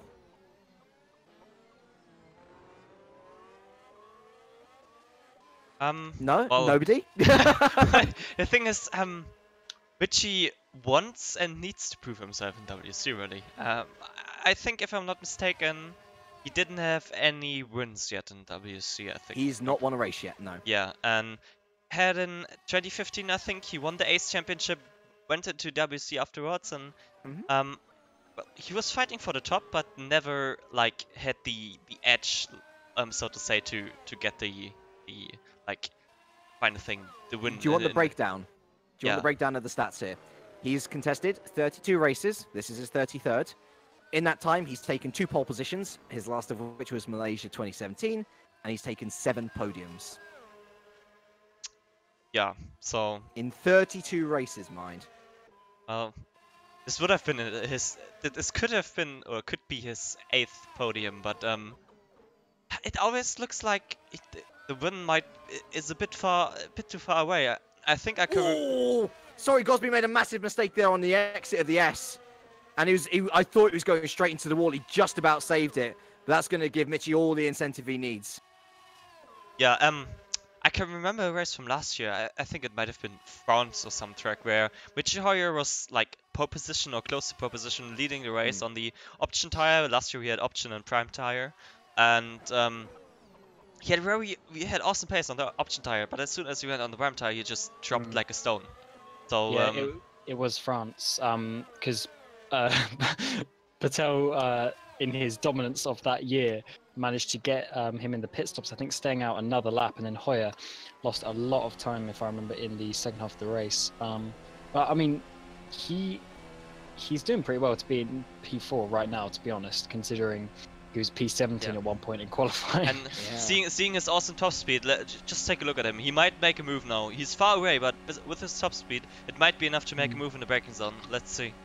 Well, we saw what Van Dijk do with a higher mixture, but he's not going to use it, is he? He's definitely saving, 100%. He's lifting. Following. Yep, he's lifting, saving fuel. This might be something he learned on the last couple of races, where possibly he not always saved the fuel, and I think it was Silverstone where he ran out of fuel 2 laps to the finish, basically, and had to slow down massively to make the finish line.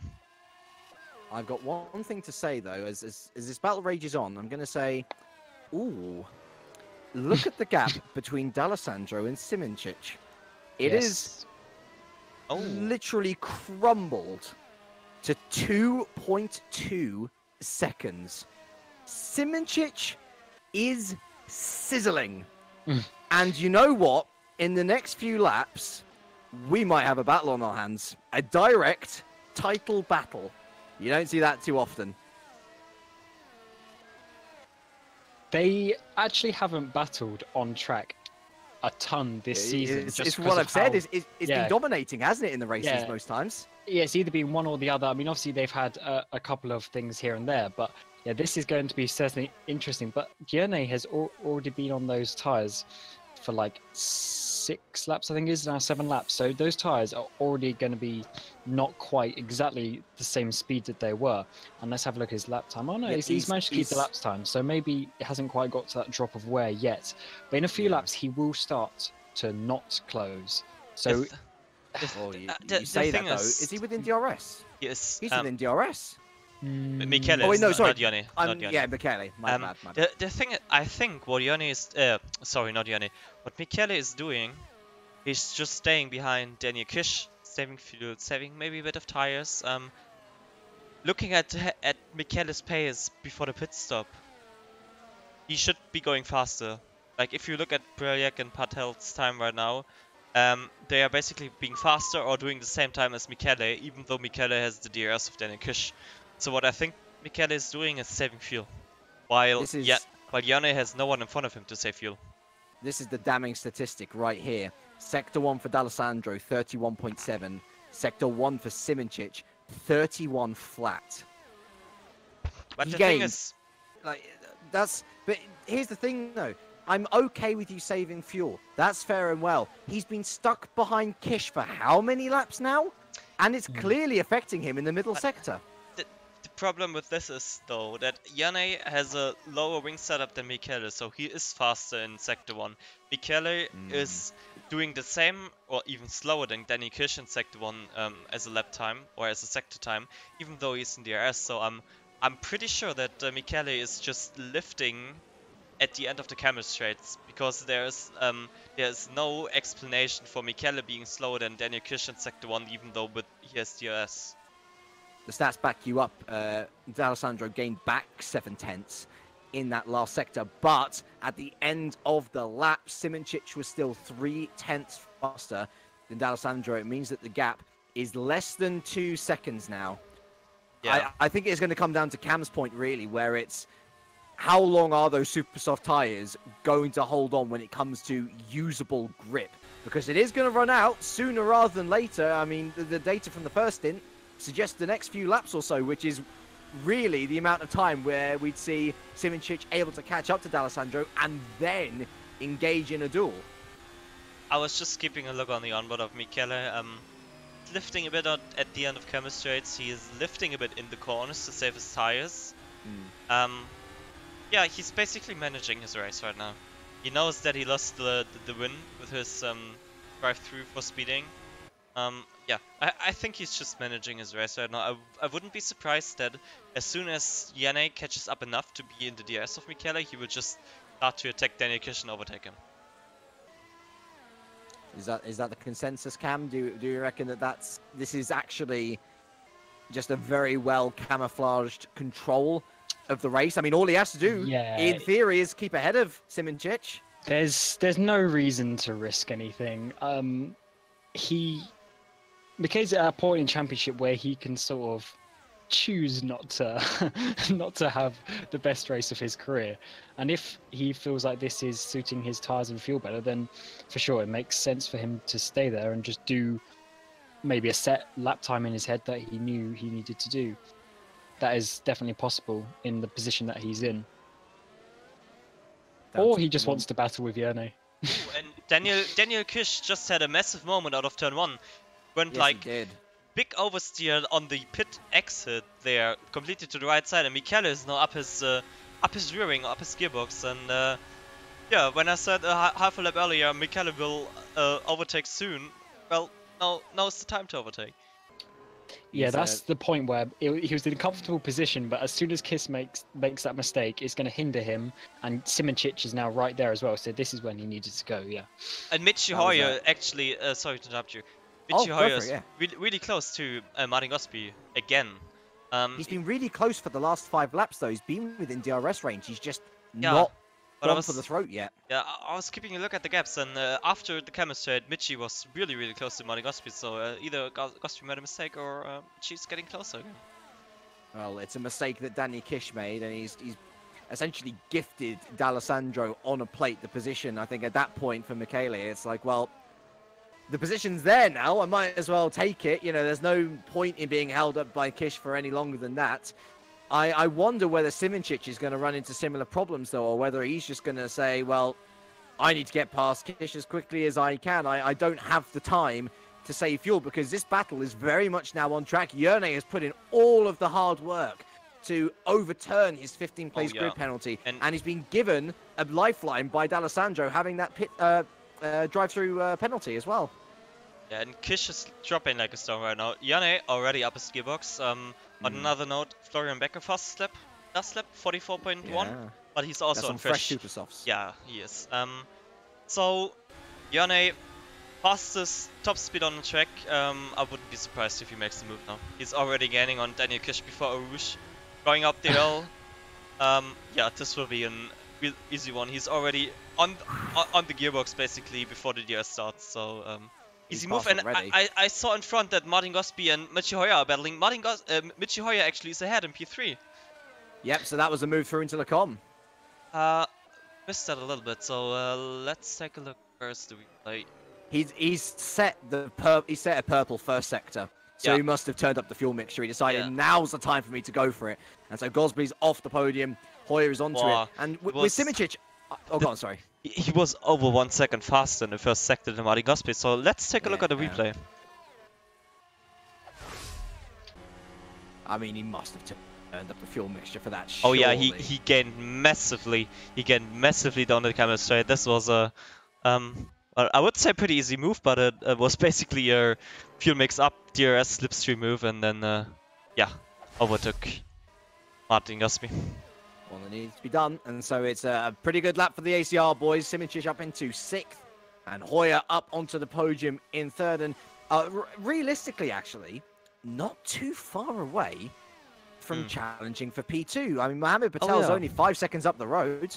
And Michi Hoyer went personal best in Sector 2 after he cleared Martin Gosby. But I'm looking at those sectors. I mean, it's over the course of the lap, isn't it? And we see Burlak and Patel just destroying it. Purple. Lap as well. Yeah, he did. That's the thing, though. What we said the whole race. ACR, extremely low wing. We were very good in Sector 1 and Sector 3, bad in Sector 2. So if you look at the Sector 2 times, personal best for Michi Hoyer still half a second slower than Mohamed Patel, but his first and 3rd sector are just so good that he's at the fastest lap of the race. Now, interesting here, Valeriano has come into the pits. He actually missed his pit box, so he's lost a bit of time there. But this might indicate when some of our soft run, or not even that, some of our super soft runners are going to be coming in, because the likes of, actually, the different strategies are overlapping now, aren't they? So Valeriano from the top 10 has come into the pits. I wonder whether this is going to initiate our second pit stop phase. It is getting to that point, but you're going to have to take the softs right now. If you want to get the super softs, you're going to have to go another 3-4 laps. It's going to be a 3-stop race, I'm thinking, isn't it? Six laps or so. So, yeah, if you're taking the super soft now, you're probably going to be doing another stop to the end. It's just a bit too much. Unless you want to go mediums. Well, no, I think softs will be fine to the end now, but you might as well stay out. Well, yeah, for instance, like actually, yeah, no, maybe. This is what I'm saying. These with Simoncic and D'Alessandro, they might go onto the softs and just push to the end, but they could just stay out for a super soft. I think this is that point of this phase of the race where they're thinking, do I pit now and go on soft, or can I eke out a few laps and get super soft? I feel like the medium tyre is almost like Waluigi from Super Smash Bros. Ultimate. The tagline is everyone's here, but nobody uses the medium tyre really. It's yeah, it's yeah, but then and Mick is close to Martin Gosby. He's up his gearbox already, down the chemistry DRS. That was quick. Yeah. Wow. Easy move down the chemistry right there. On further at the back, it is who is it? Bianca Lilla and Danny Kish and Bianca Lilla. Yeah. Although Bianca Lilla really missed his braking zone there, and so Kish is able to stay ahead for now. I am shocked at how quickly D'Alessandro caught up to Gosby there. He's using his fuel that he saved behind Kish. No. Well, yeah, kind of. looking at the lap times of the top 5, top 6, Martin Gosby is a second slower than everyone. So Yeah, his tyres have probably got to that point where he's probably going to have to take the softs when maybe the others can stay out for a few laps and take supers. It's the Gosby mid-race phase. Or the fade rather. This is a real problem. I mean, surely this is more from a driver's perspective to sort out than anything, because he's up there challenging for the podium, but he just can't sustain it. Yeah, I guess that's what we've seen in the last few races. Like Martin has he has good qualifying pace. He has good pace at the start of the stints, but it looks like he's eating up his tires too much. Yeah, and not a surprise there. It looks like he's eating up his tires as well. Yeah, that's also not a surprise, to be honest. Both wow, super softs for Hoyer, Mitchie, interesting, and softs for Martin. So Hoyer. Oh, that's a stretch. Wait, I'm trying to. Is that 15 or 16 laps? So we're on lap 30 now of 44. So it's 15 laps. Yeah, 15 this is laps. not working. The only person we saw go longer than, I think, 13 laps was Bianca Lilla and Daniel Kish. Also, Bianca Lilla's got past now. Yeah, exactly. 15 laps on super softs. Lapella's done it as well. Lapella's on the super softs. Okay, well, no, to be honest, that's no problem, because Mitchie did 13 laps on the on the super soft, sorry, the first stint, and in the end of the race, you can do like many laps more. Well, yeah, that's the thing about rFactor 2 is Florian Becker, unfortunately, out of this race as well. He joins Yuri Kasdorp, who I'll try and find what happened, because Kasdorp's out as well. I'm guessing that was a disconnection, given it's a DNF. I don't think so. I'm just taking a look at the replay now. Let's see what happened there. Well, while you're checking the replay, oh, you found it? Yeah, Florian, he went wide at Pouin. Got the rear right tyre in the gravel, and he did a Marcus Ericsson into the wall. Oh, what a shame. Yuri was a strange one, really, because it looked like it looked like a leg issue into turn should be turn 6 or 7 after the hairpin. But well, he went like out of the track and then he teleported back 50 meters. So I'm not really sure what happened. pitting. Yoni's Yoni pitting is pitting with Bianca Lilla. This, I assume, again is to the super softs. Let's have a look. Yes, super soft tires. So Simichich is pitted first. So that's going to be difficult to catch Michaela, because even though it's going to get a bit of an undercut, Michaela's going to have less laps to do. For those guys out there, by the way, who are unsure, like, oh, well, why can they go now? Of course, rFactor 2 being arguably the most realistic simulation racing game out there. We have something called Real Road, which means that the grip of the track improves as the race goes on, much like you find in real life. And so for these guys, actually, it seemed weird at first, thinking, oh, they're going for super softs, really? It's still a risk, because you don't know how bad it's going to drop off, but still. Ville Lepela just making a move on the Felix van Delft down the camera straight, makes the move before the braking zone past Felix van Delft. And coming back to what James said, it's not only the rear road, like the grip on the track getting higher and better, so the tires wear less. It's also that these cars start with a full fuel load at the beginning of the race, like the real Formula 1. So if you won like 3/3 of a race, or 3/4 of a race, that makes more sense than 3/3. The cars are much lighter, so the tire wear will be lower at the end than at the beginning of the race. And we'll get confirmation of this, I'm guessing, by the Mustos. Yeah. So yeah, I guess everyone's going to be in, and D'Alessandro as well. So yeah, I guess all these will be super soft tires. Yes, and yes. Kishin as well. And surely he's going on to the super softs. Oh wow! Yeah, that was I was thinking he missed his pit box then. No, Michaela was also close to hitting him from the angle that I was at. So where is Gosby? Is Gosby going to get out ahead of Michele D'Alessandro? That is going to be quite close on the exit. I think he has. Oh, he's got it. Gosby worked. But Well, technically, Gosby should be okay, because he's got better tyres now as well. I mean, with his driving style, it might end up equaling out. But he's put himself in a very good position for P4 at least. Yeah, at this point in the race, though, the super softs will have such. I mean, I wouldn't be surprised if they get near like the low 43s or something like that. So on the super softs, so it's going to be difficult for Gosby to hold him, but he will have easy tyres to the end. The more interesting fact right here is Yannick should be really close to the DS1 of Michele now. But not only that, I'm looking at Biancalila behind. He's come out the pits and he is absolutely soaring. He's putting Simoncic under all sorts of pressure, so he can't actually close the gap to D'Alessandro because he's defending off Manuel.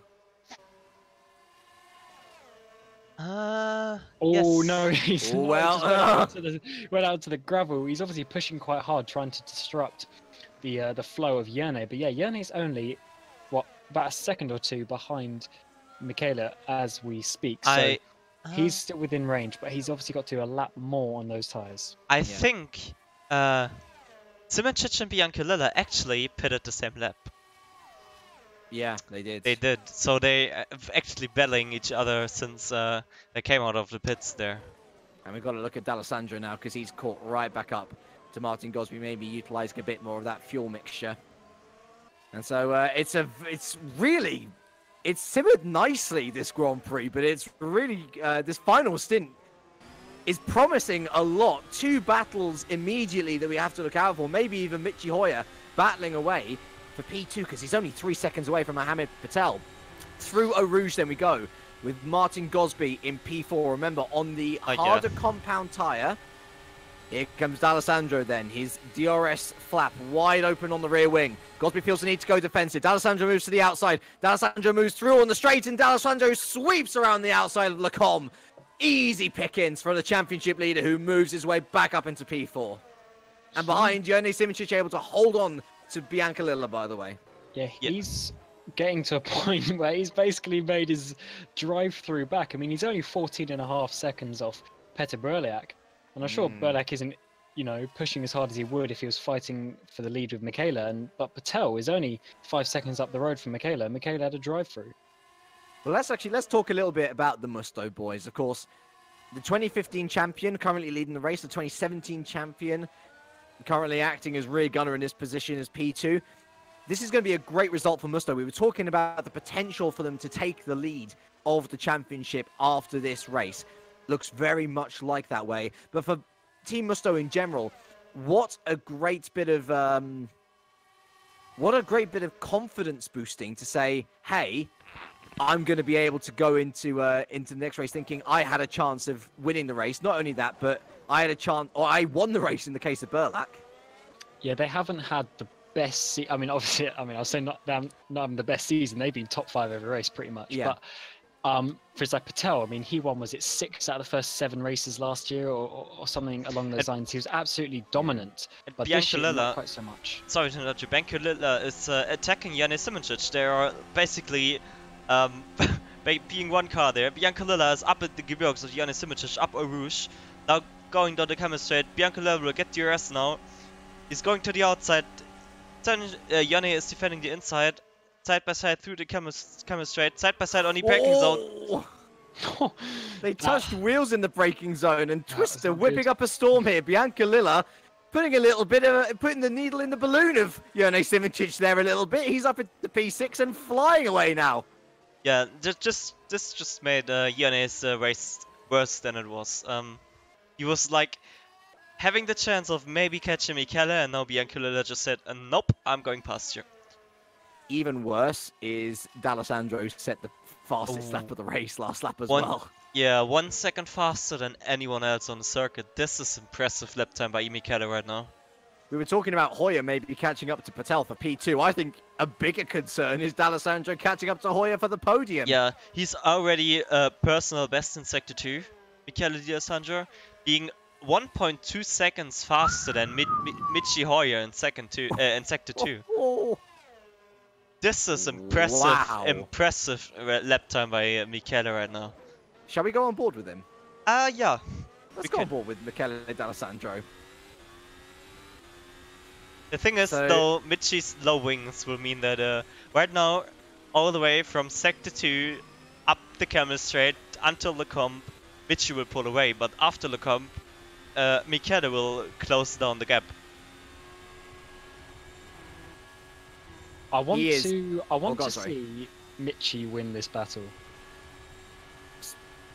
Just for the sake of... Well, I feel You know. like I feel like I feel really bad saying this, but I feel like Michi still has something slightly to prove in the Yeah. World Championship, because he's always been almost there, if you know what I mean. With the results that he's had. I mean, obviously this is such a high level of racing, and you know, Michele's won, was it 3 or 4 races this season already? So Yeah. this would be a good thing if Michi can keep this position to the end of the race. I think this would really help him mentally and like confidence-wise for the future. Tell you what, you can tell he's turned up the fuel mixture a little bit because he's maintaining the gap to D'Alessandro. Of course, that was through the first sector mine as well, so his strongest sector. And actually, on board with D'Alessandro now, you can see him He's eating gaining, away.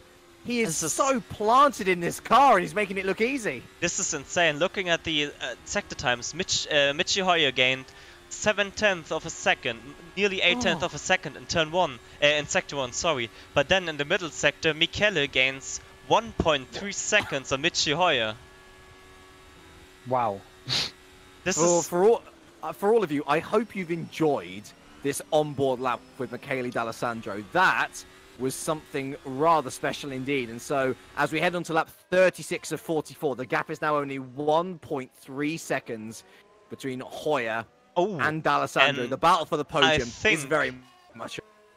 So, sorry to interrupt you. I think Sandecalis just tried a bit of quali boost there. He did a 41.6 fastest lap of the race. That's basically a more than a second faster than anyone except the Michele. He's going to take off. He's going to take off a Sander Kalamask, and it's going to be Birakov. Oh god. Callis himself is actually a very, very quick driver. So Well, he's the ace champion. right, from last exactly. year, of course. He's the ace champion, and he almost won Brazil at the end of last year. Well, I think it was a couple of races actually when he stepped into Netrex at the end of last year after winning the ace championship. But yeah, he's back down to a 43.5, so a bit more of a normal lap right now after he's had his fun with the fuel mixtures. Dear me.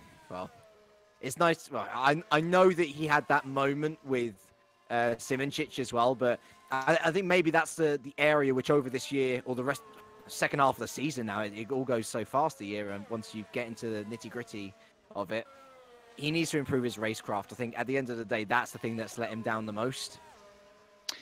Yes. Yep. Because I mean, to be fair, in a championship battle, if you're out the front, there's not often that you need to battle. And I think maybe just learning how to be a midfield runner again is where Sander needs to be. I'm sure he'll improve in time anyway. Of course, well, hopefully Netrex picks him up for another season. We'll wait and see on that front. Still plenty of time as we go back up to the front, and we're very much having the entire loaf of bread being squashed together here. The different layers finally coming into view of each other. Michi Hoyer only 2 seconds behind Mohamed Patel. D'Alessandro still only 1.3 seconds behind Michi Hoyer. It's on a knife edge as to which way this podium battle's going to go. For me as a caster, I hope we see a 3-way battle. Yeah, and Michi picked up the pace a little bit there. Last lap was a 43.1 personal best. Michele D'Alessandro 43.1 as well. Important for Michi personal best in sector 2 there, even though he was still a second slower than Michele in sector 2. So they did basically exact the same lap time, but Michele was 1 second faster in sector 2. That is crazy. Oh, that wing difference is crazy. Actually, worth keeping an eye on Simoncic as well. It looks like he's picked up the pace a little bit as he's closing back in on Biancalilla, and that one is one that you feel he needs to get done. I don't think he was expecting to be overtaken by the Italian. No, I don't think he did either, but well, I think ACR basically put these extremely low wings to make sure to not get overtaken, but to overtake easily. Well, when I saw the top speeds in Pro and in Ace of the ACR drivers, I thought like, this looks like a setup Yanni did to overtake starting from the back, and everyone used it basically. And I think it worked out pretty well, but still not the best, I think. Because the low wing setup also means you have much more tire wear than setup with less wings, with more wings, I should say. Yeah. But I think Yone has a good chance of taking Bianca Lilla again here in the closing stage of the race. To be fair though, Cam, would you argue that there was much need to try and go a different way on the setup here? Because we look at the next Grand Prix, which unfortunately is in a month's time. Our calendar become a little bit more spread out in terms of actual days. But Monza's up next, which with ACR's current setup, you'd be thinking they'd just destroy everyone there. Yeah, the main, I mean, Monza, I mean, everyone's going to be running stupidly low wings, like pretty much the minimum, I would assume, from the test race that we had earlier before the season. But this race is half and half. This track is half and half.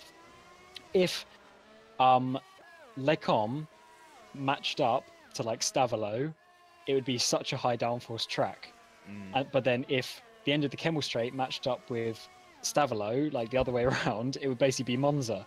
So they're two completely different halves of the track, and you really need to choose which one you want to specialize. In my testing, I tried to make a half and half, and it just wasn't as good, because you have to be good in one or good in the other and choose your route. And it seems a lot of teams have actually gone through the high downforce track, the high downforce option, but the low downforce is really beneficial if you can make it work, and it seems ACR have to an extent. There was an Peter. Michele finally managed to get into the DRS winner of Michi now.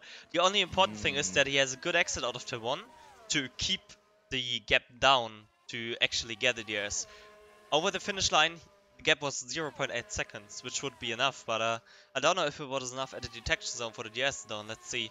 No, it wasn't. That's the low wings of Michi. He just pulled the gap down out of turn 1 to get a high enough gap that Michele doesn't get a DRS. That is actually crazy. As you said, it was about 0.9 of a second coming across the start-finish line, and it's now almost 2 seconds at the Sector 1 split. Yeah. So that was best part of a second in basically 2 corners, one sector. Michi's Sector 1 was a 30.5. Michele's Sector 1, 31.5.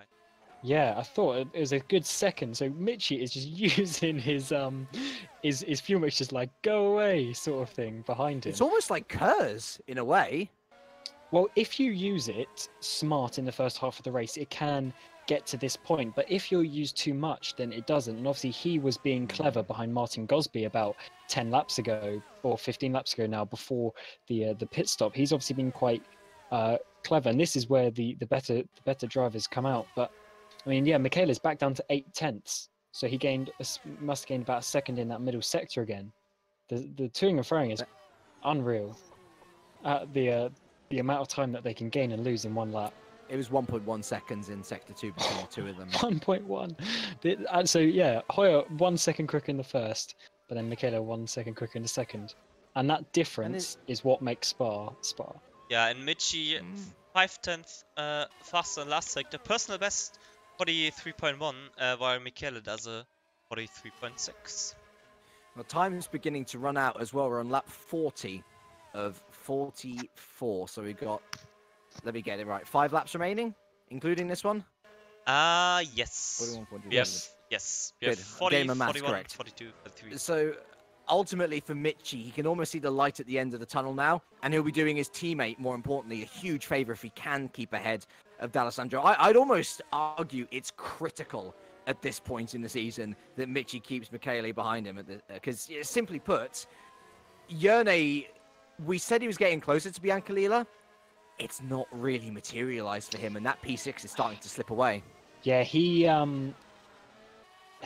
pit only 1 lap before Michele, and Michele is 6 seconds up the road. I know, obviously, Yerne lost a bit of time with Bianca Lila and such, but that just shows I assume it's purely just the tyres, and Michele's obviously got the set up bang on perfect that he can use that freely throughout the stint, when Yerne's probably having to drive slightly cautiously.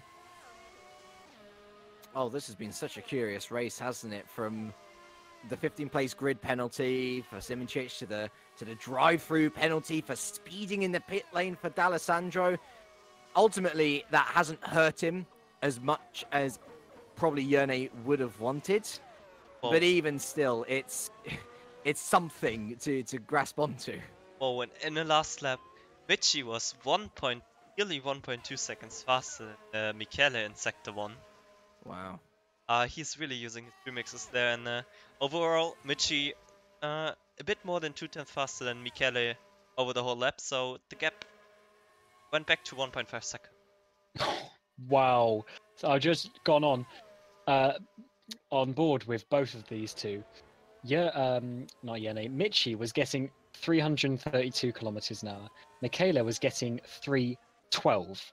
20 kilometers an hour difference between the two on that straight. Is that a Honda engine I hear? Or is... Well, look at the rearing of Michele. It should have written GP2 engine on it, I think. Or was it the Mustos? I'm not sure, but I think either the Mustos or the Sabemas have a GP2 engine on the rearing. Although this season hasn't been a GP2 engine for them as such. They have been definitely the most dominant team that there has been. But in this race specifically, they are clearly running. I mean, that is so much more wing. I mean, there's probably like close to 10 or more difference between the two. The race setup works though. If we take away that drive-through penalty from D'Alessandro, he's leading the race. Oh yeah, he's definitely been the quickest. Obviously he's had to push to get this back, but I think he's definitely been the quickest person today, as we saw with him getting pole position. But these small mistakes can lose you races, and he has managed to overcome it. Yep. And I think it looks like Michele is has less fuel than Michi currently, because last sector Michi 6/10 faster, first sector 9/10 faster. Yeah, that's also the thing with the lower wings. I think I said earlier, lower wings you can save more fuel than higher wings. Well, I've got the idea that Yerne Simincic is in a very similar position to his championship rival, because think about how much fuel he would have had to use to work his way through the field in the first stint. Look at how close Yerne is in the braking zone of the Camel Straight, even though he had no DRS onto Biancalilla. He was basically nearly up his rear wing there, even though there was no DRS for him. But he loses it all in this final sector, and I tell you what's going to be hurting him even more now is Martin Gosby ahead. Biancalilla is closing in on the Brit, and so he may gain DRS himself, not even just to attack, but to defend off Yerne behind. It's just, as well as this race has gone for Yerne, considering the context, there's been small things for him as well, which is back his full potential. Yeah, already Biancalilla basically is in a DS runner already. So he will get slipstream now down from Stavelo back all the way up into the bus stop. You can take a look at his onboard. That's basically, he should be within a second of Martin Gosby right now. Biancalilla as well, this is going to be a case of pride. He has not scored a single point since the first race of the season, which, can you guess which position he was? P5. Oh yeah, look how close he is to Martin Gosby. He actually might just make a move on Martin Gosby right here. And that's an interesting one. Martin Gosby went onto the soft tires instead of the super soft tires like anyone else, and it looks like his soft tires are completely dead already. Even though the super soft runners still have some tire life in their tires. Oh, Martin Gosby. He might get double overtake. He will get double overtake. Oh, and it goes so Yerne banging wheels on the Camel Straight. Oh, Gosby tries to defend as well. But, it is the same story all over again from Hockenheim. Down to P7, Martin Gosby goes. Biancalilla and Yerne Simincic make their way through. And Yerne had to close the DRS. I think he even had to go on the brakes because he couldn't go any further forwards because Biancalilla was in front of him and Martin Gosby was right next to him. If there wouldn't have been Martin Gosby, he would have just went like flying past Biancalilla. Good news for Gosby is that Danny Kish is 4 seconds down the road. He should be looking to finish 7th for the third time in 4 races. At least he's consistently scoring points. That's better than the start of the season.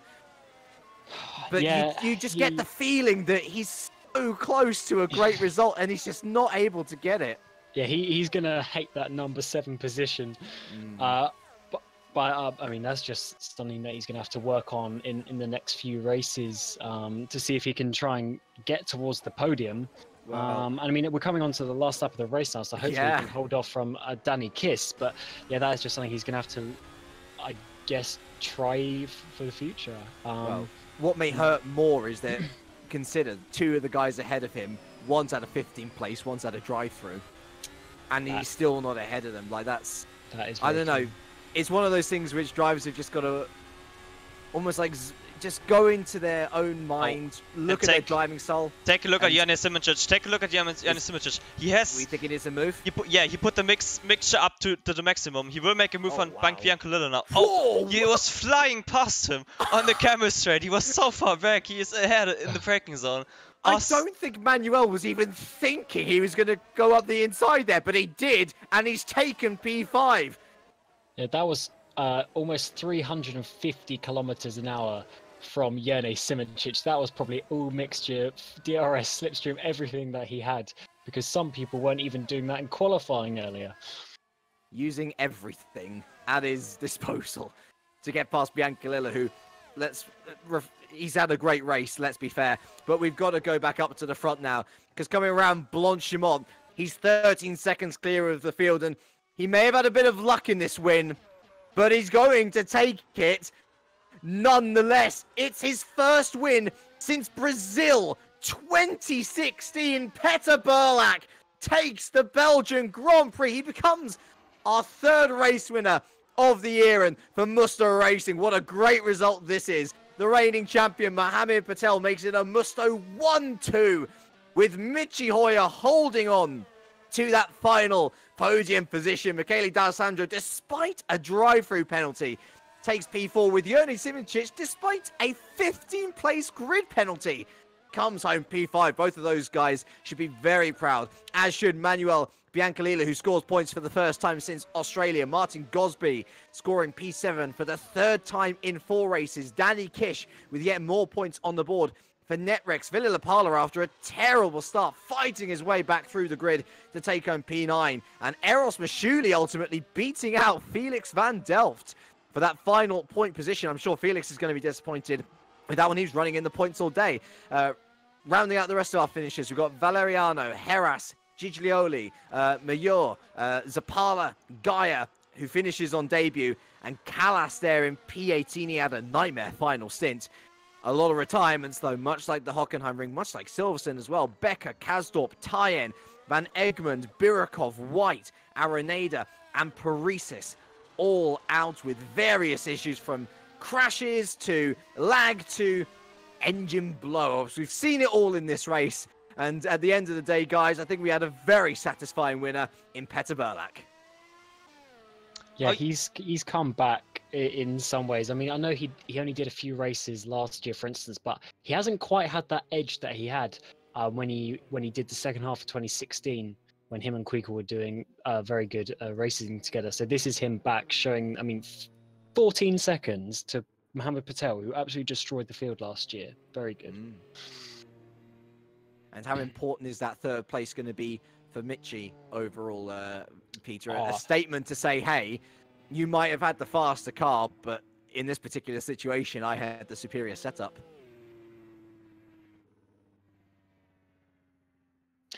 Well, that is exactly what I said with about 5 laps to go, how it would be so good if he could keep Michaela behind, and he did.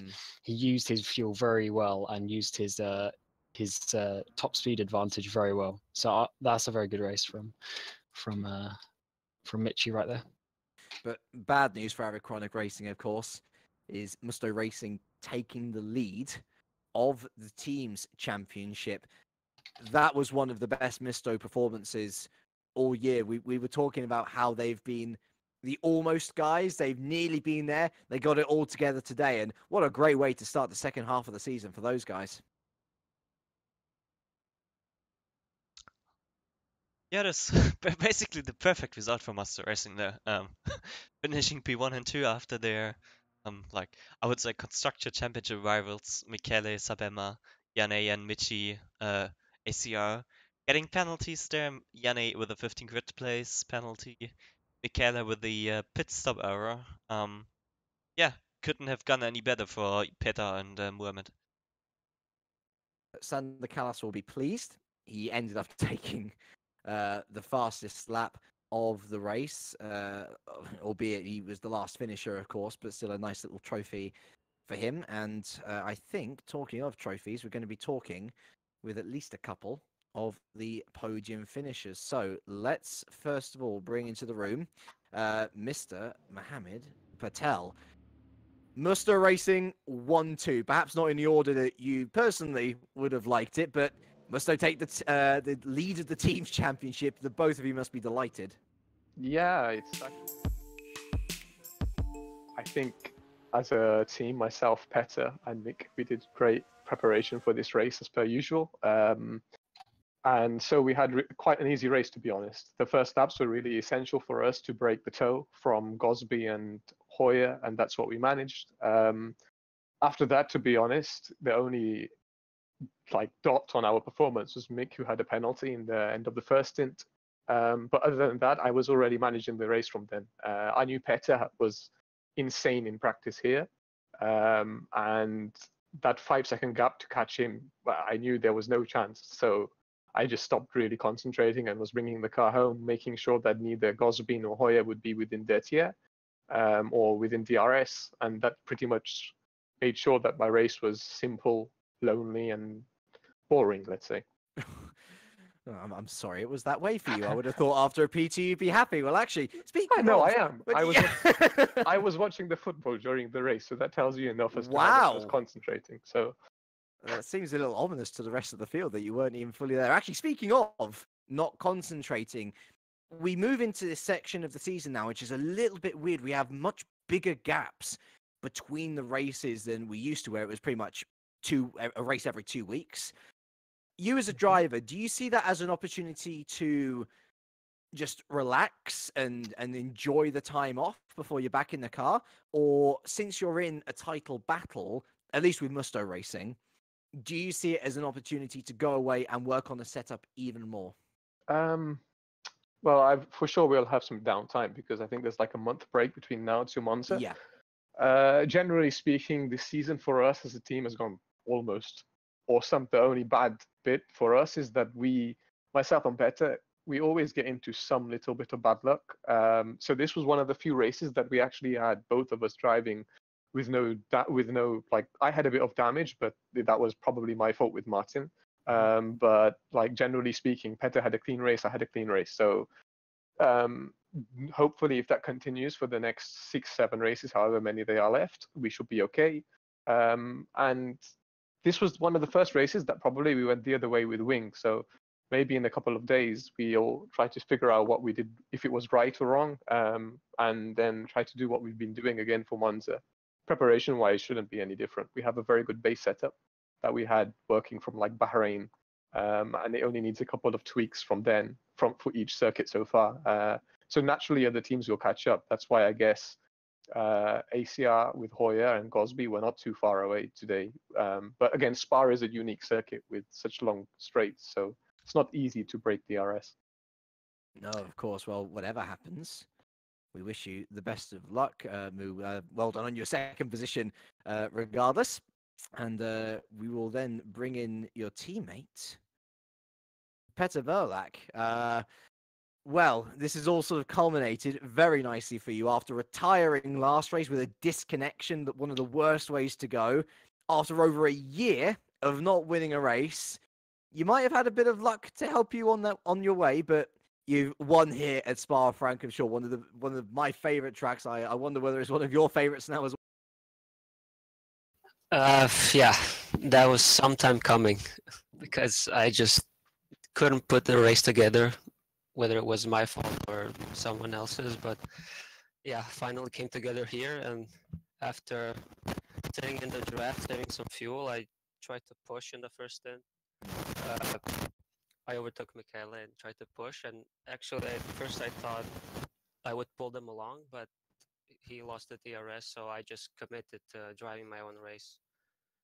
And yeah, I was pretty much controlling it from the outlap of the second stint because I had a bit of a battle, and that was crucial to get the gap. Do you think if D'Alessandro hadn't had his drive-through penalty, that you would have won? Because the gap at the end certainly suggested that he would be ahead. Perhaps you had some reserved in the tank, because definitely your teammate Mu was saying, well, you know, it was a bit of a boring race. I was just bringing it home to the end. Yeah, it was a bit boring because nobody was around me essentially from lap 15. But I don't know if he had a penalty, and I don't know how much it cost him, like 12 seconds or something. I was back. I mean, I wasn't full pace, but I had still a little bit in the tank. But I don't know how it would turn out, honestly. And moving then into Monza, do we think that we can keep this Musto train going? I mean, you've put everything together into this perfect weekend now. It's a great way to start the second half of the season, but with ACR Zach Speed, you always know that they have the possibility to bounce back. It looks like it's going to be you versus them for the team's title. How confident are you? Monza will be difficult. I think traditionally we've struggled a little bit on that track, on low downforce tracks in general. So I don't know. I think I'll have a little bit more time to test, like in the coming races. Yeah. So I think that should be a plus, and I should be able to fight at the front. We hope to see you there, Petter. Thank you very much for your time, and well done on your race win as well. It's always great to see past race winners and champions, of course, coming back to the fore. Speaking of coming to the fore, Michi Hoyer, you had a bit of a task on your hand to try and keep Michele behind, but ultimately your setup, which we were kind of worried about going into the race because you were really struggling through sector 2, it ended up coming good because you kept on breaking the DRS chain behind. Yeah, it worked well in the final stage of the race, but to be fair, it was a mistake to be on it in the first stint of the race. I immediately broke loose to the DRS train, stint 1, which get me a little bit. I mean, I was another leading edge of another potential DRS train, which made fuel saving a bit difficult, let's say. But yeah, I had a good chance to run considerably okay behind Gosby in the middle stint, and in the final stint it was all about managing. Yeah. Did you ever think that the battle with Battelle for second was ever on, or was it very much you realised how much pace the car had, or the limits of the setup, and ultimately a podium for you was a fair result? It's difficult. I ran wide twice in the bus stop chicane in the final stint with like 8 or 9 laps to go. And that was the moment where I lost like 6 or 7 tenths to Patel. To Patel, who was just ever so close ahead of me. And if I wouldn't have done that, I probably would have tried to invest more fuel trying to get him. I had a fair bit of fuel left at the end when crossing the finish line. So I would have, obviously that would have saved me from Michele behind. So that was a target to get in and get on, and obviously trying to get for the second place. But considering the last minute setup change and the big struggle I had in the queue, just the final attempt made it work into P5 there. Otherwise P17, I'm considerably happy with a P3. Yeah, absolutely. And final question from me then. You asked the pundits amongst Formula Sim Racing viewers, and the majority of them will expect ACR Zach Speed to go very well indeed at Monza. It seems to be a track that suits your car and the way that you've set it up. Are we expecting to see a Zach Speed on the top step of the podium next time out, or is it going to be a little bit more complicated than that, you think? Of course, we're going to try hard to be on the top of the podium, or score double podium again. But I mean, things will be considerably complicated because there will be a lot of analyzing, a lot of post-race debrief going on. Because we very much set ourselves right. We had a certain philosophy for the first 6 rounds of the season. So with looking towards Spa, we obviously knew it's going to be a very special setup, either pretty much high wings for good sector 2, that's where Musto went, or pretty low wings to cover your rear end on the straights in sector 1 and sector 3. So we just decided to go for a very different philosophy. And now we need to rewind all what happened, how we looked in the beginning of the season, how we just looked today. I mean, Jöne's grid penalty, it makes it a bit mixed on the results on that. However, I want to say congrats to him because doing a recovery drive like that and getting P5 in the end, that is think higher than he expected to be. So we're quite happy, and as I said, with a lot of post-race debrief, we're going to optimize our odds and hopefully go for the best strategy for Monza. It was an excellent drive from the two of you, Mitchie. Thank you so much for your time, and congratulations on your 3rd podium of the season. And thank you. Thank you very much. And so brings to an end the 2018 Belgian Grand Prix. A fascinating one, Cam, but ultimately, I think we've got a much better idea about the final chapters ahead of us, so to speak. Musto Racing, they've taken the metaphorical driving seat in the Teams Championship. They're the ones to beat. And Simon Chichel, he's got a bit of a mountain to climb in the drivers. Yeah, I had a look. Michaela's going to be about 40 points in the lead. So it's going to be a big ask for Jöne. However,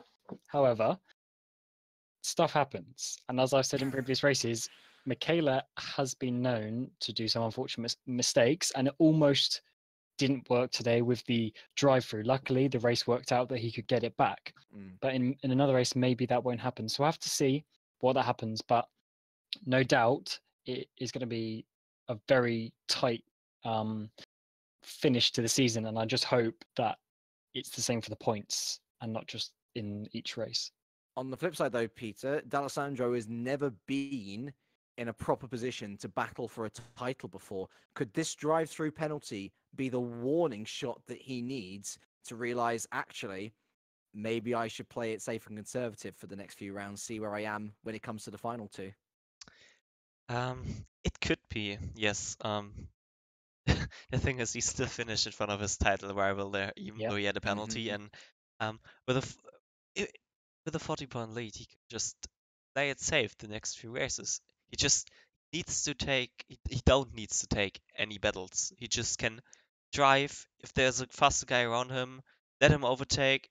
If you're faster than someone, don't need to risk it. It's just with that much of a lead, you can just play it safe every race. Well, there's no risk of you guys out there missing the next race in the next couple of weeks, at least, because, as I'm sure we've aforementioned many times before now, we're taking a little bit of a break. It's going to be roughly a month until our next Grand Prix. The date that you need to put down in your diaries is the 15th of July, and that's when we return with the Italian Grand Prix at the Autodromo di Monza, one of very unique tracks on this circuit. And as Mitchie rightly says, there's going to be a lot of people taking a lot of special setups and packages to that round. It's going to be fascinating to see whether ACR Zaxby can prove the pundits right and bounce back in fine form, or whether maybe Musto or Sabema, or maybe a new challenger will find something to put their name in the headlines. I think it's time to finish up here, though. Thank you all so much for watching. Thank you to my wonderful commentary and broadcast crew, to Peter Schulze for being our cameraman and our analyst, for Cameron Rodger on co-coms. I've been James Kirk, and from all of us here, it is a very warm goodbye.